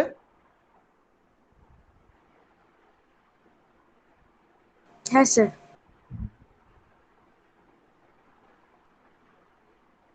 আচ্ছা এবার আমাদের একটা নেক্সট একটা জিনিস হয়, সেটা হচ্ছে যে ফর্মাল চার্জ ক্যালকুলেট করার মাধ্যমে আর একটা জিনিস করতে হয়, সেটা হচ্ছে এখানে ওই যে অর্গানিকে তোমরা জেনারেল অর্গানিক কেমিস্ট্রি বা জিওসি যেটা তোমরা ফার্স্ট সেমিস্টারে পড়েছিলে, সেখানে রেজোনেন্স বলে একটা টপিক পড়েছিলে না?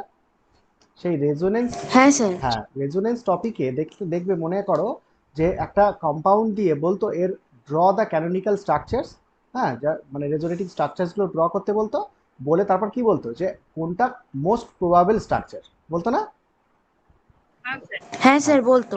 হ্যাঁ, তারপরে সেখানে তোমরা কি চেক করতে, কিছু রুলস অ্যাপ্লাই করতে, রেজোনেন্সের রুল মানে রেজোনেন্স স্টেবিলিটি রুল। সেই রেজোনেন্স স্টেবিলিটি রুল অ্যাপ্লাই করে তোমরা প্রত্যেকটা স্ট্রাকচারকে চেক করতে, চেক করে আলটিমেটলি তুমি কনক্লুশনে আসতে যে হ্যাঁ তিনটে যদি ক্যানোনিক্যাল স্ট্রাকচার হয়, এইটা মোস্ট স্টেবল, এইটা লিস্ট স্টেবল, তাই তো? বা অর্ডার অফ স্টেবিলিটি তোমরা বার করতে। ঠিক আছে, এটা তো করতে। তাহলে এই জিনিসটা আমরা এইখানেও আমরা একটু আলোচনা করব, কারণ এখানেও এই ধরনের কোশ্চেন দেয় যে এই রেজোনেটিং স্ট্রাকচার পড়ে সেখান থেকে ফর্মাল চার্জ ক্যালকুলেট করতে হবে, করে তারপর সেখান থেকে কোনটা বেশি স্টেবল কোনটা কম স্টেবল সেটা তোমাকে বলতে হবে। ঠিক আছে, তো এইটা আমরা একটু ডিসকাস করব।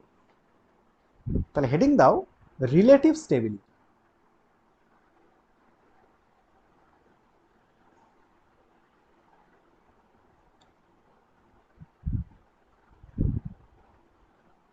Relative stability and resonance structure.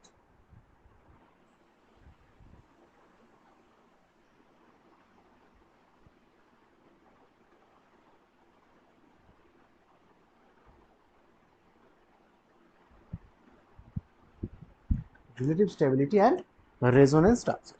Okay, আচ্ছা বলো, এখানে কয়েকটা রুলস আছে। আচ্ছা, মূলত তিনটে রুলস আমরা এখানে পড়তে পারি। প্রথমে দেখবে যদি ডিফারেন্ট ক্যানোনিক্যাল স্ট্রাকচারস হয়, রেজোনেটিং স্ট্রাকচারস হয় কোনো একটা কম্পাউন্ডের, সবচেয়ে স্টেবল দেখ মানে বিচার করার ক্ষেত্রে প্রথমে কি দেখতে হয়, কেউ বলতে পারবে? অক্টেট ফিল আপ আছে নাকি। তারও আগে কি দেখতে হয়?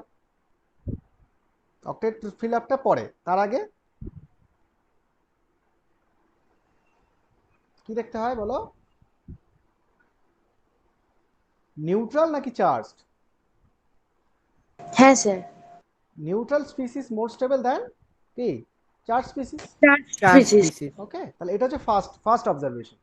তাহলে ডিফারেন্ট ক্যানোনিক্যাল স্ট্রাকচারের মধ্যে দেখতে হবে কোনটা নিউট্রাল, যেটা নিউট্রাল হবে সেটা সেটা স্টেবল হবে সবচেয়ে বেশি, আর বাকিগুলো তার থেকে কম হবে। তাহলে লেখো, এক নম্বর লেখো, neutral species are more stable than charge species.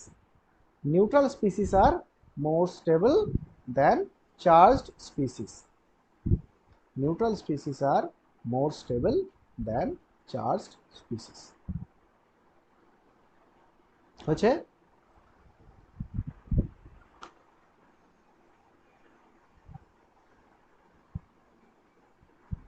হ্যাঁ স্যার। ওকে, এবার সেকেন্ডটা কি দেখতে হয়? সেকেন্ডটা এবার দেখতে হয় যে তুমি যেটা বললে অক্টেট, প্রত্যেকটা অ্যাটম সেখানে কমপ্লিট ভ্যালেন্সিয়াল কনফিগারেশনে আছে কিনা, তার মানে অক্টেট ফুলফিল আছে কিনা। যদি অক্টেট থাকে তাহলে সে স্টেবল, আর যদি কোনো কারণে অক্টেট না থাকে তাহলে সেটা হচ্ছে আনস্টেবল। তাহলে আমাকে এবার ক্যানোনিক্যাল স্ট্রাকচারের মধ্যে দেখতে হবে, চেক করে যে অক্টেট ফুলফিলমেন্ট আছে কিনা বা কমপ্লিট ভ্যালেন্স ইলেকট্রনিক কনফিগারেশনটা আছে কিনা। তাহলে সেকেন্ড পয়েন্ট লেখো, structures in which all the atoms have structures in which all the atoms have all the atoms have a complete valence shell electronic configuration, a complete valence shell electronic configuration, complete valence shell electronic configuration are highly stable, are highly stable, are highly stable. Okay, are highly stable. Complete valence shell electronic configuration are highly stable. হয়েছে? হ্যাঁ sir. আচ্ছা। যখনই octet fulfilment check করা হয়ে গেল, তারপর third কি দেখতে হবে? দেখতে হবে, হ্যাঁ বলো। বলছি স্যার ওই যে ইলেকট্রোনেগেটিভিটি যার বেশি তার মাথায় নেগেটিভ চার্জটা আছে কিনা সেটা চেক করতে হবে। এক্স্যাক্টলি, তার মানে ইলেকট্রোনেগেটিভ এলিমেন্টের মাথায় নেগেটিভ চার্জ আর ইলেকট্রোপজিটিভ এলিমেন্টের মাথায় পজিটিভ চার্জ, এটাই হচ্ছে ঠিকঠাক। কিন্তু কোনো কারণে যদি এটার বিপরীত হয়ে যায়, তাহলে সেই স্ট্রাকচারটা কি হয়ে যাবে? সেই স্ট্রাকচারটা আনস্টেবল হয়ে যাবে, আনস্টেবল। আনস্টেবল হয়ে যাবে। তাহলে থার্ড অবজারভেশন হচ্ছে 3 নম্বর পয়েন্ট দিয়ে লেখো, if the octet is fulfilled, if the octet is fulfilled, if the octet is fulfilled, if the octet is fulfilled, then the more stable resonating structure is one, the more stable resonating structure is one, more stable resonating structure is one, in which one, in which the negative charge, in which the negative charge is on the more electronegative atom, negative charge is on the more electronegative atom, is on the more electronegative atom, and positive charge on the more electropositive atom, and positive charge on the more electropositive atom. হয়েছে?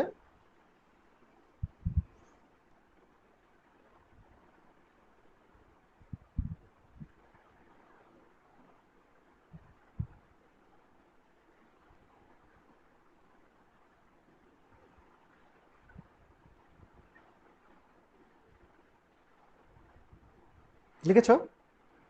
হ্যাঁ sir. Positive charge on the more electropositive atom. এই তিনটে হচ্ছে আমাদের general rule, যেখানে আমরা resonating structure থেকে তার স্টেবিলিটিকে ব্যাখ্যা করতে পারি এই তিনটে রুলকে ইউজ করে। ঠিক আছে, তো এটা আমরা অর্গানিকে পড়েছি, ঠিক একই জিনিস, একই রুলই আমরা এখানে লিখলাম, এবং এই একই রুল দিয়ে আমরা ইনঅর্গানিক কম্পাউন্ডগুলোকে চেক করে দেখব যে তাদের ক্যানোনিক্যাল স্ট্রাকচারসগুলো কিভাবে আমরা এই রুলকে ব্যবহার করে করতে পারি। আচ্ছা,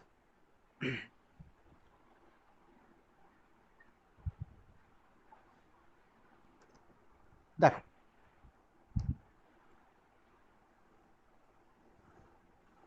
কোশ্চেন আসছে এরকম,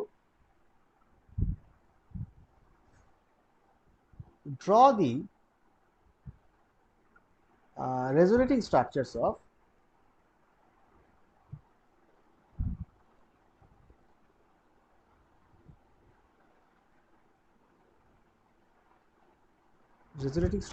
of thiocyanate,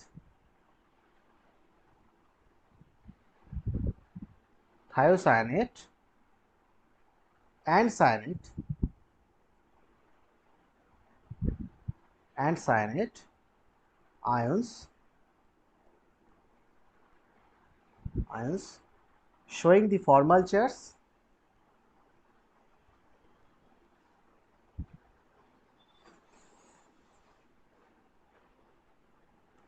the formal charges, wherever necessary,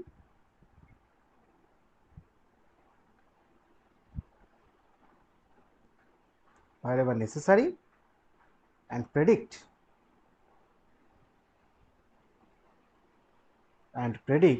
the most important, sir where এর পরে কি লিখেছেন ওটা?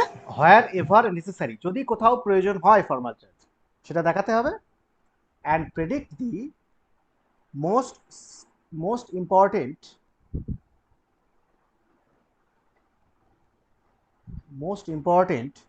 charge বা structure in each case. In each case. Okay.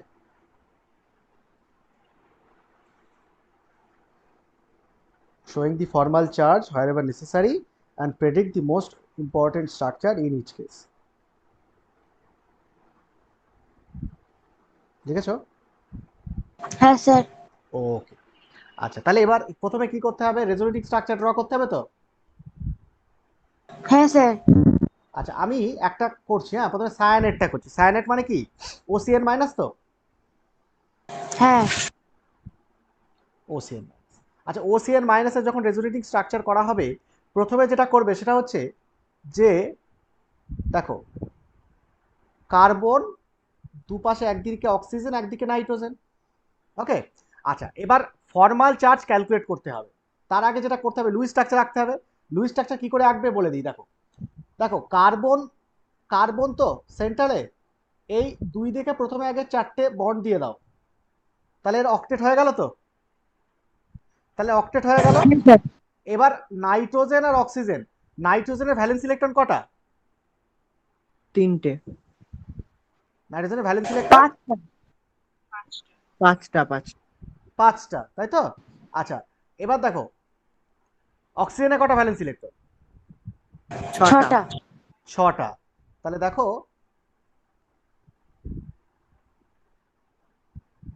ছটার মধ্যে দুটো বন্ড করে গিয়েছে, তাই তো। তাহলে 4টে পড়ে থাকলো। আর নাইট্রোজেনের 5টার মধ্যে কটা বন্ড করেছে? দুটো করেছে, 3টে। 3টে পড়ে থাকবে। আর একটা নেগেটিভ চার্জ আছে, তাই অড ইলেকট্রনটা আমি কি করব? ওই নাইট্রোজেন হলো দেবো। হলো। আচ্ছা এই হয়ে গেল একটা স্ট্রাকচার। এবার কি করবে, জাস্ট এর রেজোনেন্স করবে, মানে এটা এখানে দিলে এটা খুলে গেল। তাহলে কি হয়ে যাবে রেজোনেটিং স্ট্রাকচারটা বলো? অক্সিজেনের এখানে সিঙ্গেল বন্ড হয়ে যাবে না, আর এটা ট্রিপল বন্ড হয়ে যাবে।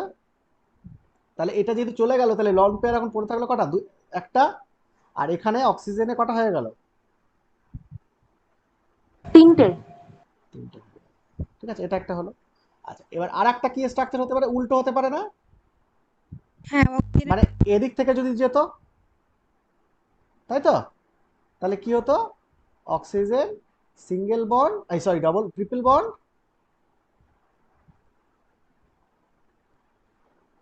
অক্সিজেন ট্রিপল বন্ড, তারপর হচ্ছে কার্বন সিঙ্গেল বন্ড নাইট্রোজেন। তাহলে এদিকে কটা লোন পেয়ার হতো? 3টে। আর এখানে কটা হতো? একটা। ঠিক আছে, বুঝতে পেরেছো? হ্যাঁ স্যার। আচ্ছা এবার কি করতে হবে বলো তো, এখানে তোমাকে বলছে যে showing the formal charge wherever necessary and predict the most important structure in each case। ঠিক আছে। আচ্ছা এইবার এখানে একটা কথা বলার আছে। এইখানে দুরকম ভাবে ফর্মাল চার্জ বসানো যেতে পারে। দুরকম ভাবে ফর্মাল চার্জ বসানোর ক্ষেত্রে একটা হচ্ছে তো নর্মাল ট্র্যাডিশনাল, যেটা ক্যালকুলেট করে বসানো যায়। আর একটা হচ্ছে ট্রিক্স অ্যাপ্লাই করে। হ্যাঁ নর্মাল ক্যালকুলেট করে নিশ্চয়ই বসাতে পারবে কি না? প্রত্যেকটা স্ট্রাকচারের ফর্মাল চার্জ ক্যালকুলেট করতে পারবে তো? হ্যাঁ হ্যাঁ পারবো। হ্যাঁ এবার নর্মাল একটা স্ট্রাকচার, একটা ক্যালকুলেশন, আর একটা হচ্ছে মানে তোমার ট্রিক্স অ্যাপ্লাই করে। তো নর্মাল ক্যালকুলেশন তো পারবে, এবারে ট্রিক্স অ্যাপ্লাই করে কি করে হয় সেটা আমি একটু দেখিয়ে দিই। দেখো সব সময় মনে রাখবে যে কোনো একটা এলিমেন্ট, যে ক্যানোনিক্যাল স্ট্রাকচারে কোনো একটা এলিমেন্ট, তার একটা কোভ্যালেন্সি তো আছে নর্মাল। তাহলে কোভ্যালেন্সি থেকে সে বেশি দেখাচ্ছে না কম দেখাচ্ছে, এটা চেক করবে। বন্ডটা সেখানে তার থেকে বেশি আছে না কম আছে। দেখো এখানে এই অক্সিজেনটা, লেফট হ্যান্ড সাইডের অক্সিজেনটা কত কোভ্যালেন্সি? এমনি অক্সিজেনের কোভ্যালেন্সি কত? 2। না আছে কত? 1। কোথায় 1 আছে? 2 আছে না? ও হ্যাঁ, মানে আমি মাঝখানে স্ট্রাকচারটা ভাবছি। হ্যাঁ দুটো আছে। তাহলে তাহলে এর কোনো ফর্মাল চার্জ হবে না, মানে 0 হবে। আচ্ছা কার্বনে চলে এসো। কার্বনে কটা, কার্বনের কোভ্যালেন্সি কত? 4। আছে কত? 4। তাহলে কি আছে? একই আছে, তাহলে 0। হ্যাঁ এবার নাইট্রোজেনে দেখো, নাইট্রোজেনের নর্মাল কোভ্যালেন্সি কত? 3 3। কিন্তু আছে কত? 2 2। যদি নর্মাল কোভ্যালেন্সি থেকে এক্সিস্টিং বন্ড তার থেকে কম হয় তাহলে সবসময় মাইনাস চার্জ বসাবে। এবার মাইনাস কত বসাবো? যে কটা কম সেই কটা। 3 মাইনাস 2 কত হয়? মানে 3 মাইনাস 2 না, 2 মাইনাস 3 আর কি। হ্যাঁ, তাহলে কত হয়? মাইনাস 1। মাইনাস যে কটা কম থাকবে সেই কটা মাইনাস বসবে। ঠিক আছে? আচ্ছা, এখানে ফর্মাল চার্জ হয়ে গেল। আচ্ছা, এবার পরের স্ট্রাকচারে চলে এসো। অক্সিজেনের কোভ্যালেন্সি কত হয়? 2। কিন্তু আছে এখানে কত? একটা আছে মানে -1। হ্যাঁ, এখানে তাহলে -1। আচ্ছা, কার্বনের কোভ্যালেন্সি চারটেই আছে, তাহলে 0। নাইট্রোজেনের তিনটেই আছে, তাহলে কত হবে? 0। আচ্ছা, পরের স্ট্রাকচারে চলে এসো। অক্সিজেনের কোভ্যালেন্সি কত হয়? 2, কিন্তু আছে কটা? 3টে তাহলে কি বসাবো? +1। মানে প্লাস +1। আচ্ছা, এখানে কার্বনে +1। যা ছিল তাই আছে, ঠিকই আছে। নাইট্রোজেনে কি হয়েছে? নাইট্রোজেনে মাইনাস 3টে থেকে -2। তিনটে থেকে একটাই চলে এসেছে, তাহলে -2 না? বুঝতে পেরেছো? হ্যাঁ স্যার। ওকে, তাহলে এটা হচ্ছে তোমার ট্রিক্স, মানে সিম্পল নিয়মে হয়ে যাবে। আচ্ছা, এইবার এখানে কোশ্চেন যখন দেয় অনেক সময় এখানে ক্যালকুলেট করে দিতে বলে, ঠিক আছে? ক্যালকুলেট করে দিতে বলে, তাহলে ক্যালকুলেট করে দেবে যখন, তখন কিন্তু QF of carbon, QF of oxygen, QF of nitrogen তিনটের ক্ষেত্রেই দেখাতে হবে ক্যালকুলেট করে। পারা যাবে তো? সিম্পল না, একটু টাইমটা বেশি লাগবে, কিন্তু করা তো যাবে। হ্যাঁ স্যার পারবো। তাহলে এটা ক্যালকুলেট করে দেবে, এটা তোমরা জায়গা খালি রাখো, বাড়িতে করে দিও এটা। কারণ আর পরীক্ষার সময় যদি দেয় তাহলে ক্যালকুলেটটা করেই দেবে, ঠিক আছে? সেটাই ভালো হয়। সবসময় মাস্টাররা বলে দেখবে যে করে দিতে, মানে ওই ক্যালকুলেশনটা করে দিতে বলে, ঠিক আছে? ট্রিক অ্যাপ্লাই না করতে বলে। তো ক্যালকুলেশনটা করে দেবে, হয়তো 2 মিনিট বেশি সময় লাগবে, কিন্তু করে দেবে, কারণ একটাই তো কোশ্চেন থাকবে এরকম কোশ্চেন। তো প্রত্যেকটা এরকম ফর্মাল চার্জ ক্যালকুলেট করে দেবে, খুব তাড়াতাড়ি হয়ে যাবে। ঠিক আছে? তো যে জায়গায় খালি রেখেছি জায়গা, ওই জায়গাটা ক্যালকুলেট করে ওখানে দেখে নেবে। আচ্ছা, এবার দেখো এর এইটা দেখো, এটা এ, এটা বি, আর এটা যদি সি স্ট্রাকচার হয় তাহলে তিনটে ক্যানোনিক্যাল স্ট্রাকচার পাচ্ছি ওসিএন মাইনাসের। এখন যদি তোমাকে জিজ্ঞেস করা হয় যে এই তিনটে স্ট্রাকচারের মধ্যে কোনটা স্টেবল আর কোন, মানে কোনটা মোস্ট স্টেবল, বলেছে মোস্ট ইম্পর্টেন্ট স্ট্রাকচার, তাহলে মোস্ট ইম্পর্টেন্ট স্ট্রাকচারটা আমি কি করে বার করব? মাঝখানেরটা অক্সিজেন মানে ইলেকট্রোনেগেটিভিটি বেশি, ওই জন্য মাইনাস আছে। ইলেকট্রোনেগেটিভিটি ইলেকট্রোনেগেটিভ মানে মোর ইলেকট্রোনেগেটিভে মাইনাস চার্জ আছে, অক্টেট আছে, ওই ফুলফিলড জন্য আছে। আচ্ছা, সবকটাই অক্টেট ফুলফিল আছে কি নেই? আছে আছে। সব। আচ্ছা, তাহলে অক্টেট ফুলফিল নিয়ে আমার কোনো কটা? চিন্তা নেই। আচ্ছা, প্রথম পয়েন্টটাও আমি দেখতে পাচ্ছি না, প্রথম পয়েন্টটা নিউট্রাল চার্জ এইসব বলছে। আচ্ছা, এবার তাহলে কি দেখবো আমি? তাহলে কি ওই দেখবো? ইলেকট্রোনেগেটিভ যেটা তার মাথায় নেগেটিভ চার্জ, আর ইলেকট্রোপজিটিভ যেটা তার মাথায় পজিটিভ চার্জ। হ্যাঁ, তাহলে এখন দেখো যে তিনটে স্ট্রাকচারের মধ্যে প্রথম এই যে লাস্ট স্ট্রাকচারটা একেবারেই হবে না, কারণ এখানে চার্জ সেপারেশন অনেক বেশি, তাতে অ্যামাউন্ট অফ চার্জ অনেক বেশি তো। অক্সিজেনের উপর +1 আছে, হ্যাঁ, ওটা আরো অক্সিজেন না, এখানে লেস করবে। এখানে -2 +1, মানে অ্যামাউন্ট অফ চার্জ বেশি তো, তাই না? তো চার্জ যদি বেশি হয় সেটা হ্যাঁ কখনোই স্যার। স্টেবল নয়। তাহলে 3 নম্বরটা কাটা। আচ্ছা, এবার এ আর বি এর মধ্যে দুটোতেই -1 আছে, কিন্তু এখানে -1টা আছে নাইট্রোজেনের মাথায়, এখানে -1টা আছে অক্সিজেনের মাথায়। তাহলে এবার ইলেকট্রোনেগেটিভিটি যদি কম্পেয়ার করি, ইলেকট্রোনেগেটিভিটি কার বেশি? অক্সিজেন অক্সিজেনের গ্রেটার অক্সিজেন। Than nitrogen. তাহলে কার মাথায় মাইনাসটা মানায়? অক্সিজেনের মাথায়। অক্সিজেনের মাথায়। অক্সিজেনের মাথায় মাইনাসটা মানায়, মানে এইটা ঠিক, এটা ভুল। তাহলে অর্ডার অফ স্টেবিলিটি কি হবে? B greater than A greater than C. Greater than C. Okay, বোঝা গেল? বুঝতে পেরেছো? হ্যাঁ স্যার। ওকে, তাহলে এটা এটা কি লিখবে? তাহলে অ্যান্সার কি লিখবে বলো? অ্যান্সার কিভাবে লিখবে? এটাকে জাস্টিফাই করবে কি করে?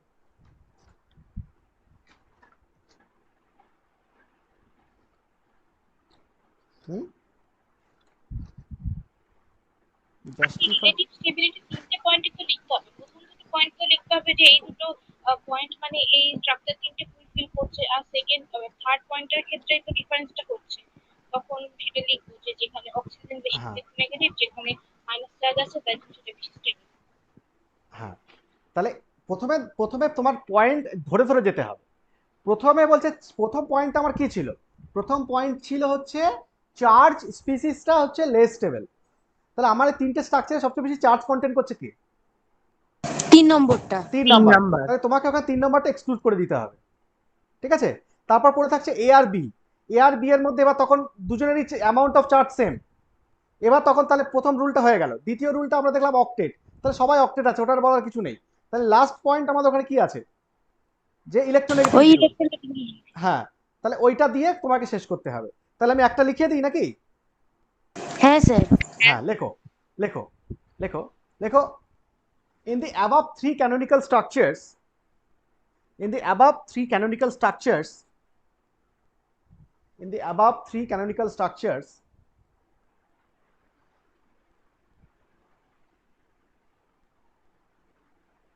in the above three canonical structures, structure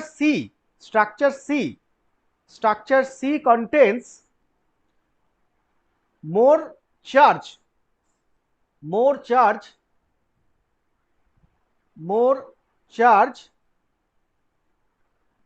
as compared to A and B, as compared to A and B, as compared to A and B. So structure C is least important. Structure C is least important. Structure C is least important. হয়েছে? হ্যাঁ sir. C is least important. Okay? আচ্ছা, next এবার প্যারা change করো। প্যারা change করে লেখো in case of structure A and B, case of structure A and B, case of structure A and B, structure A and B,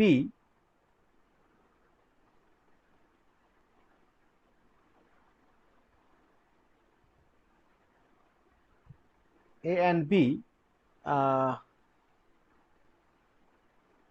A and B লিখো না, in case of structure A লেখো, in case of structure A, in case of structure A, না এটা দ্বারা এটাকে একটু এইভাবে লেখা যায়, in case of structure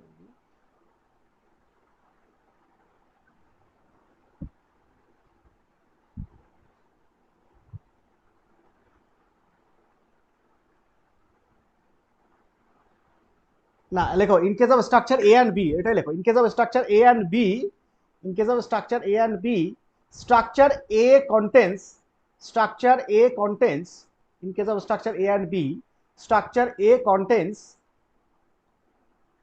structure A contains negative charge on less electronegative atom, less electronegative atom, negative charge on less electronegative atom, whereas in structure B, whereas in structure B, negative charge on more electronegative atom, negative charge on more electronegative atom, negative charge on more electronegative atom. So we can conclude that, so we can conclude that structure B, structure B টা stable হচ্ছে তাই না? structure B is most important canonical structure.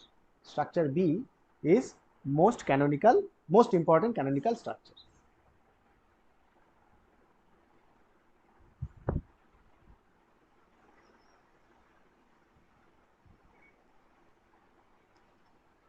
ঠিক আছে?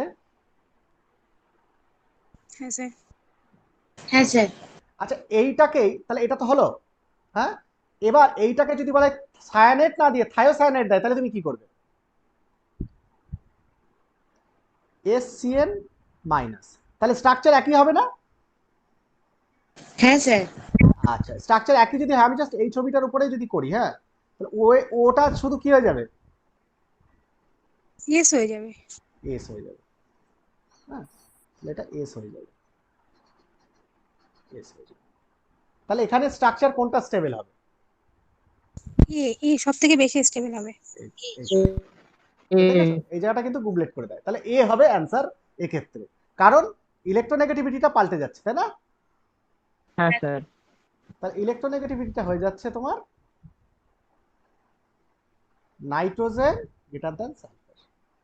তাহলে এখানে এইটা হবে স্টেবল, এইটা কিন্তু স্টেবল হবে না। ঠিক আছে, তাহলে একই লেখা লিখতে পারবে তো? হ্যাঁ স্যার। তাহলে এটা হয়ে গেল HCl মাইনাস, এটা টুকে নাও, টুকে নিয়ে জায়গা খালি রাখো।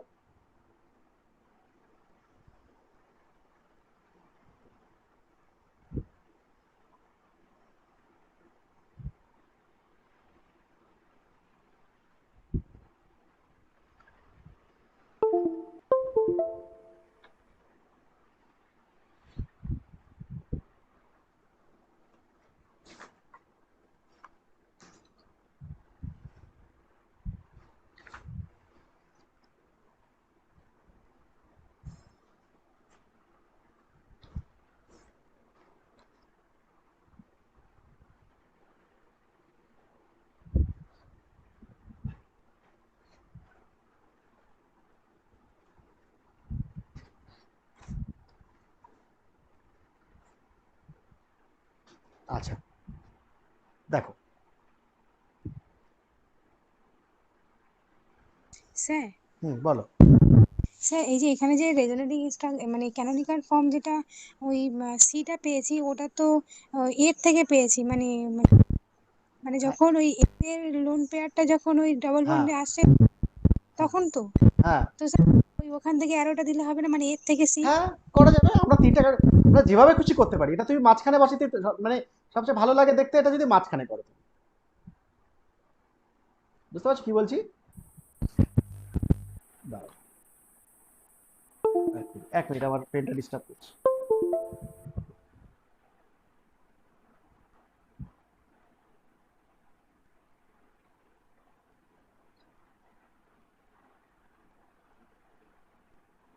আচ্ছা পেনটা কাটতে হবে, যাই হোক আমি দেখিয়ে দিচ্ছি। হ্যাঁ আচ্ছা দেখো, এখানে এই ছবিটাকে যদি তুমি মাঝখানে দাও তাহলে দুই দিকে দুটো স্ট্রাকচার করা যাবে, তাই না?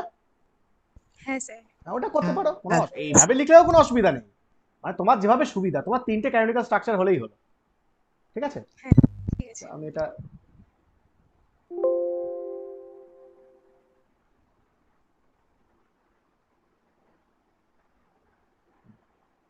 আচ্ছা ঠিক আছে। আচ্ছা এবার যদি তোমাকে বলা হয় N2O, N2O করতে পারবে? N2 এর ক্ষেত্রে ড্র দ্য ক্যানোনিকাল স্ট্রাকচার এবং সেখান থেকে মোস্ট স্টেবল কোনটা। তাহলে N2 আছে, ওটা আমি মাঝখানেই করছি। হ্যাঁ আচ্ছা কিভাবে বলেছি আমি? N2O nitrogen, nitrogen, oxygen. কি করব প্রথমে? প্রথমে কি করব?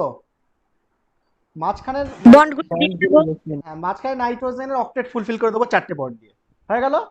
এবার দেখো, তাহলে এই চারটে হয়ে গেল, এবার অক্সিজেনের কটা পড়ে থাকবে?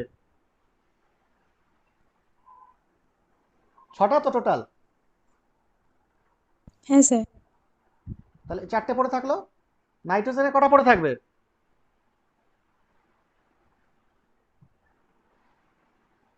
মানে নাইট্রোজেনের কটা পড়ে থাকবে, মানে নাইট্রোজেনের অক্টেটটা ফুলফিল করে দাও। মানে কটা পড়ে থাকবে না, নাইট্রোজেনের অক্টেটটা ফুলফিল করে দাও। মানে নিয়মটা আমি প্রথমে বলি, প্রথমে তুমি এরকম ভাবে লিখবে, ঠিক আছে? লেখার পরে নাইট্রোজেন মাঝখানে যে এলিমেন্টটা থাকবে সেই এলিমেন্টটা প্রথমে দুই দিকে অক্টেট করে দেবে, চারটে চারটে করে বন্ড করে দেবে। দেওয়ার পরে টার্মিনাল যে দুটো বন্ড থাকবে, অ্যাটম থাকবে, তাদেরকে অক্টেট ফুলফিল করে দেবে। কিভাবে না, বাকি যে কটা ইলেকট্রন লাগবে বসিয়ে দেবে। মানে এখানে দুটো বন্ড আছে, মানে চারটে ইলেকট্রন হয়ে গেছে অলরেডি, আর চারটে ইলেকট্রন এইভাবে বসিয়ে দেবে, হয়ে গেল N2O। আচ্ছা এইবার এখান থেকে রেজোনেটিং স্ট্রাকচার যখনই হবে তখন কি হবে? একটা যদি এদিকে আসে, এটা খুললো, তাহলে কি করবে? এইটা এই হলো, তাহলে এখানে একটা ইলেকট্রন পেয়ার থাকলো, আর এখানে এটা থাকলো। আচ্ছা এদিকে কি করবে? এদিক থেকে যদি যায় তাহলে কি হবে?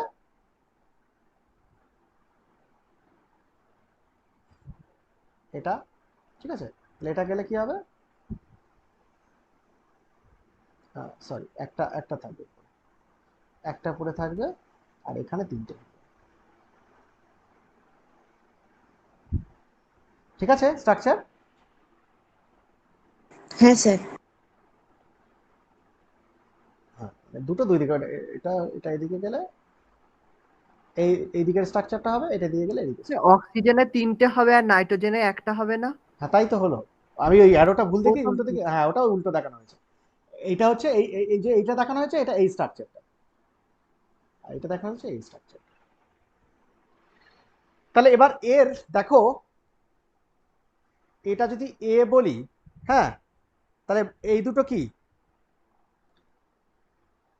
বা এইটা পরপরই লিখি, এটা এ, এটা বি, এটা সি। তাহলে এবার এদের ফর্মাল চার্জ ক্যালকুলেট করতে হবে, ফর্মাল চার্জ দেখাতে হবে। তো ফর্মাল চার্জ কি করে দেখাবে?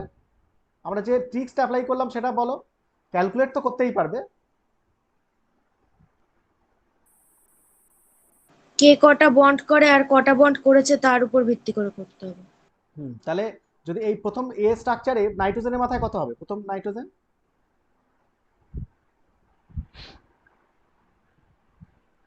-2 -2, আর এই নাইট্রোজেন মাঝখানে নাইট্রোজেন +1 +1, আর এইটা অক্সিজেন +1 +1 +1। এইটা নাইট্রোজেন কত হবে?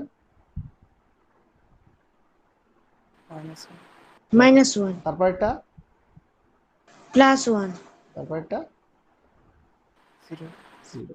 আচ্ছা এটা বলো, 0 এটা, +1 এটা, তাই তো? এবার তুমি বলো, হ্যাঁ। হ্যাঁ, ঠিক আছে। আচ্ছা এবার এবার এদের এদের কোনটা স্টেবল হবে? সি। প্রথমে বাদ দিতে হবে, বাদ দেবো কোনটাকে? এ কে এ বাদ বাদ দেবো। দিয়ে দিবে। এ কে বাদ দেবো বলছো, তাই তো? তাহলে এটাকে যদি বাদ দিই, তাহলে এটা সবচেয়ে লিস্ট স্টেবল, কারণ চার্জ অ্যামাউন্টটা বেশি আছে। আচ্ছা তারপর, তারপর দেখো দুটো ওখানে স্ট্রাকচারই, অক্সিজেন মোর ইলেকট্রোনেগেটিভ।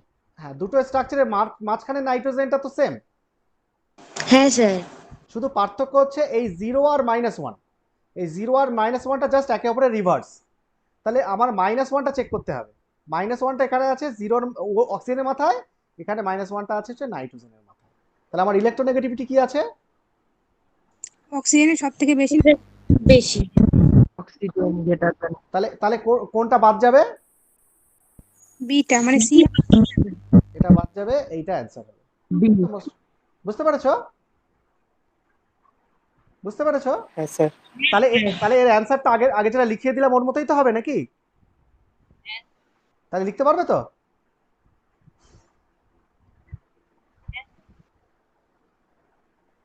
বাকিটা সবাই বলো, লিখতে পারবে তো? হ্যাঁ স্যার। তাহলে অর্ডার অফ স্টেবিলিটি কি হবে?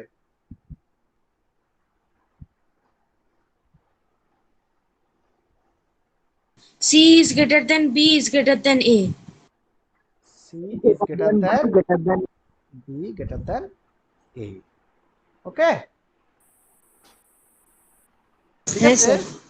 ওকে,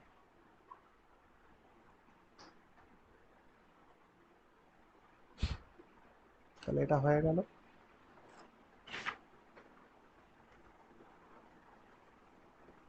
আচ্ছা নেক্সট, বাড়িতে একটা কোশ্চেন দিচ্ছি, এই কোশ্চেনটা সবাই একটু অ্যান্সারটা লিখবে। draw the resonance structure of N3 minus and HN3 and comments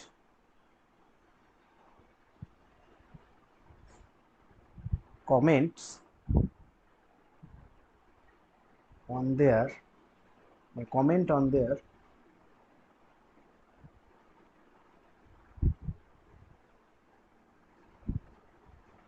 relative stabilities.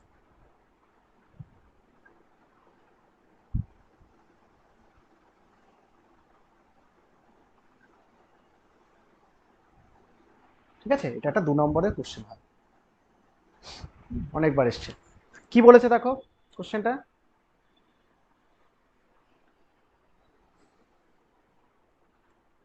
Resonating structures of,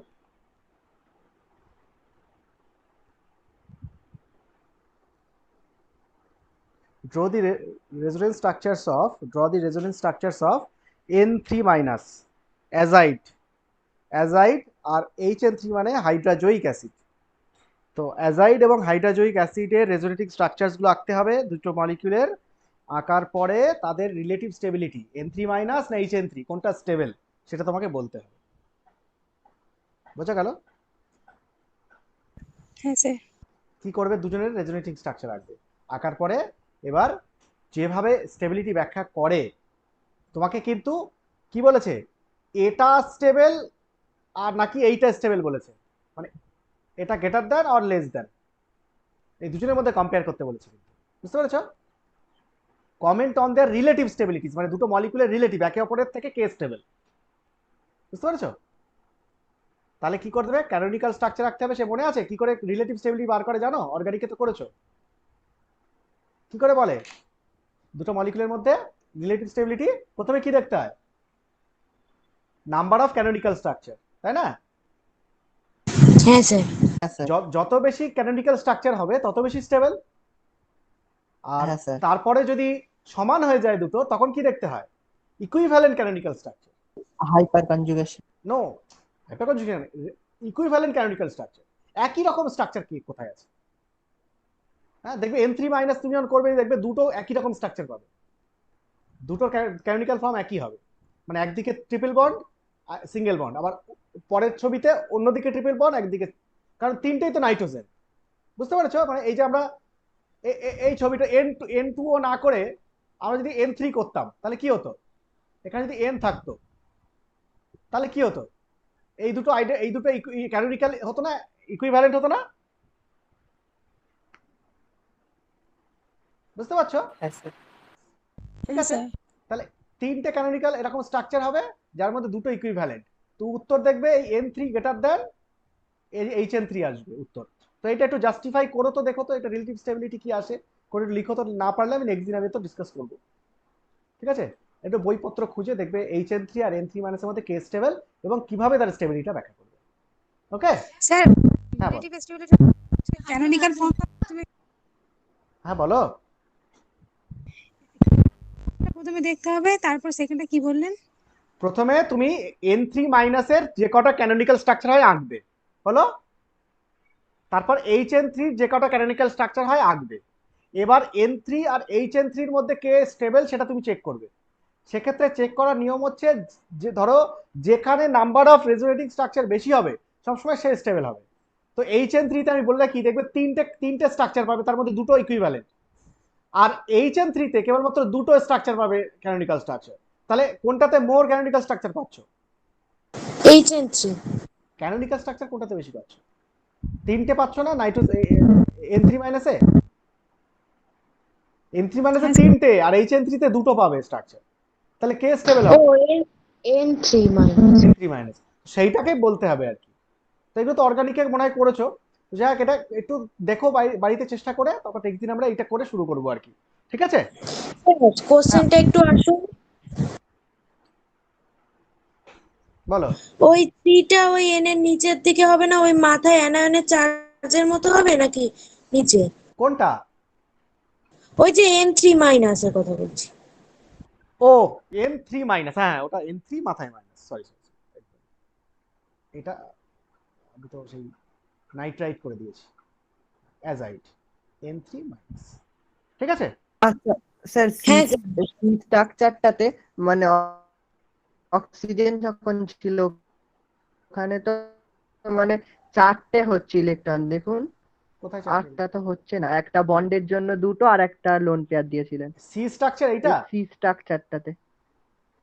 এই তো এইটা হ্যাঁ পড়েনি স্যার। তাই, এইটা পড়েনি তাই, হ্যাঁ এটা হ্যাঁ এইটা এটা দেখে নাও একটু করে, ওগুলো মিস্টেক হয়ে গেছে তো আসলে। এদিকে নাইট্রোজেনের তো একটা হবে, মানে বেশি হয়ে যাচ্ছে, 8টার বেশি হয়ে যাচ্ছে ওই সি এরই। হ্যাঁ, ও আচ্ছা আচ্ছা, আমি ওই তখন অ্যারোটা একরকম দিয়েছিলাম আর বন্ডটা আরেক রকম দিয়েছিলাম, তাই না? ওই জন্য ভুল হয়েছে। ঠিক, এটা তো একদমই একদম এইটাই হবে, উল্টো হয়ে গিয়েছে আর কি, এদিকে সিঙ্গেল বন্ড হওয়ার দরকার ছিল। এবার ঠিক আছে তো? হ্যাঁ হ্যাঁ, স্যার। এইটা হবে, একটু ঠিক করে নাও। হ্যাঁ, ওটা আমি ওই অ্যারো একরকম দিয়েছিলাম আর এঁকেছিলাম আর একরকম, তো ওই ভুল হয়ে গেছে, একটু ঠিক করে নাও। ওকে। হ্যাঁ আচ্ছা, তাহলে এইটা এইটা হচ্ছে N3 মাইনাস অ্যাজাইড, 3টে নাইট্রোজেন মাথায় মাইনাস। তাহলে এটা একটু বাড়িতে ট্রাই করো। ওকে, তাহলে আজকে আমরা এখানে ছেড়ে দিচ্ছি। নেক্সট ডে আমরা এখান থেকে শুরু করব নেক্সট টপিকে, সেটা হচ্ছে পার্শিয়াল আয়নিক ক্যারেক্টার, সেটা দিয়ে আমরা শুরু করবো আর কি। ঠিক আছে, আজকের মতো এখানেই শেষ হবে। ওকে।